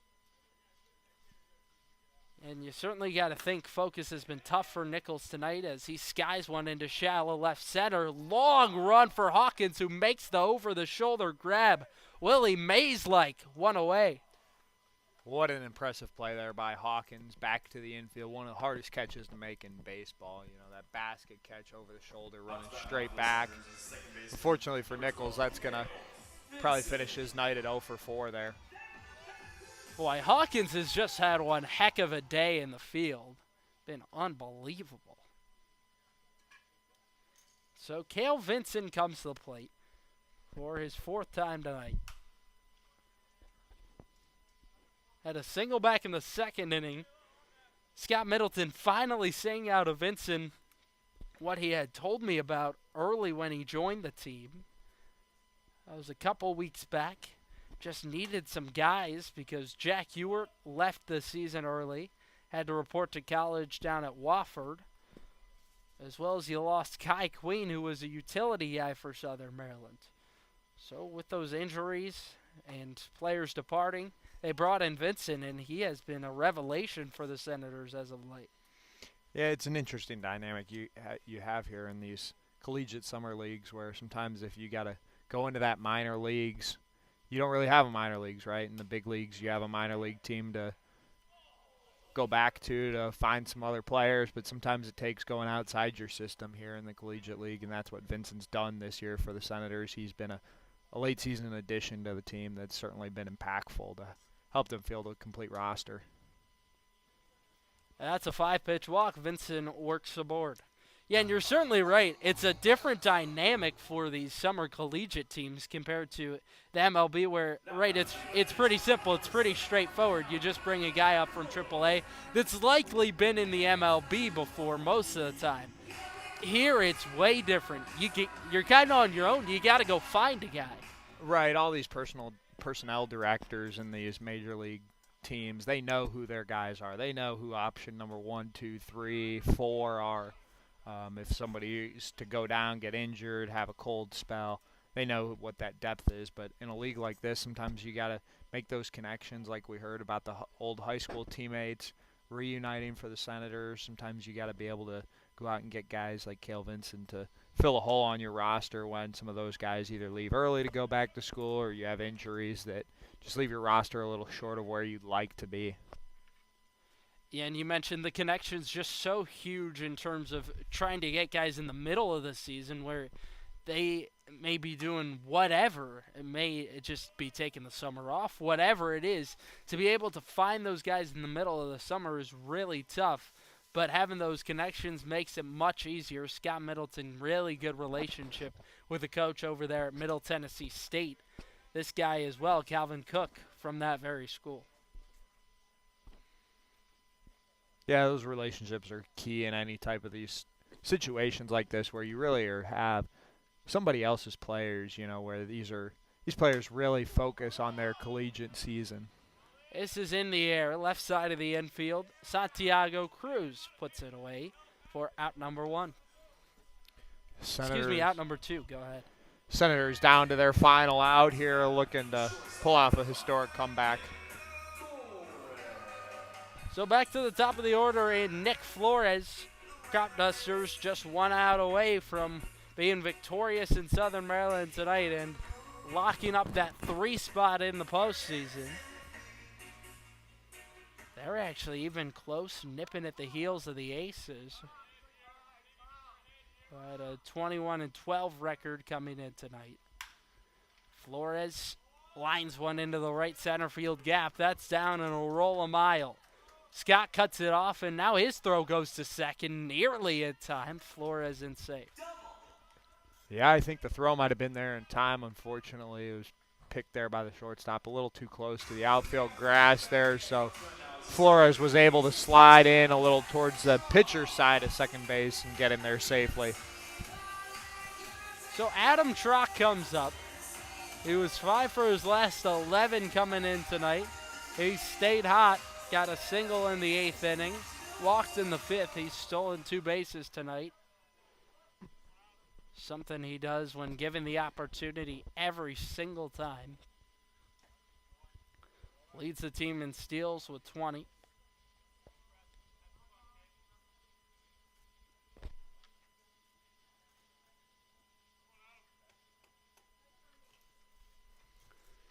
Just a couple of days removed from the playoffs here in the Cal Ripken League. Just have to wait and see how everything shapes up. Certainly a likely chance that we won't be able to play postseason games here at Regency Furniture Stadium due to the Southern Maryland Blue Crabs schedule. We will provide updates on that. 2-0. Swung on and missed. Yeah, there's definitely some benefits being able to play in a beautiful stadium such as Regency Furniture Park here, but unfortunately some things such as scheduling conflicts when it comes to making up any of those rainouts, which we've chronicled this evening, or having to figure out some postseason schedules can be difficult when you got to share it with a team like the Maryland Blue Crabs here. Cropdusters just 1 out away from being victorious over the Senators. Last win for them came in the first game of the doubleheader on July 11th. Trock flies one into center field. Scott makes the catch. Cropdusters have equalized the season series. Senators have won 3. Cropdusters have won 3. It was some great matchups between these two this season, and maybe that's not it. We'll just have to wait and see in the postseason. 13-4 is your final tonight. Cropdusters victorious from Regency Furniture Stadium. So glad you could join us this evening. Glad to have my brother Max Wagner up here with me in the booth. I'm Cody Wagner signing off for tonight. Thunderbolts and Senators will be here tomorrow evening, and we'll be back with you on the Senators Baseball Network. With that, we say so long. Have a great night, folks.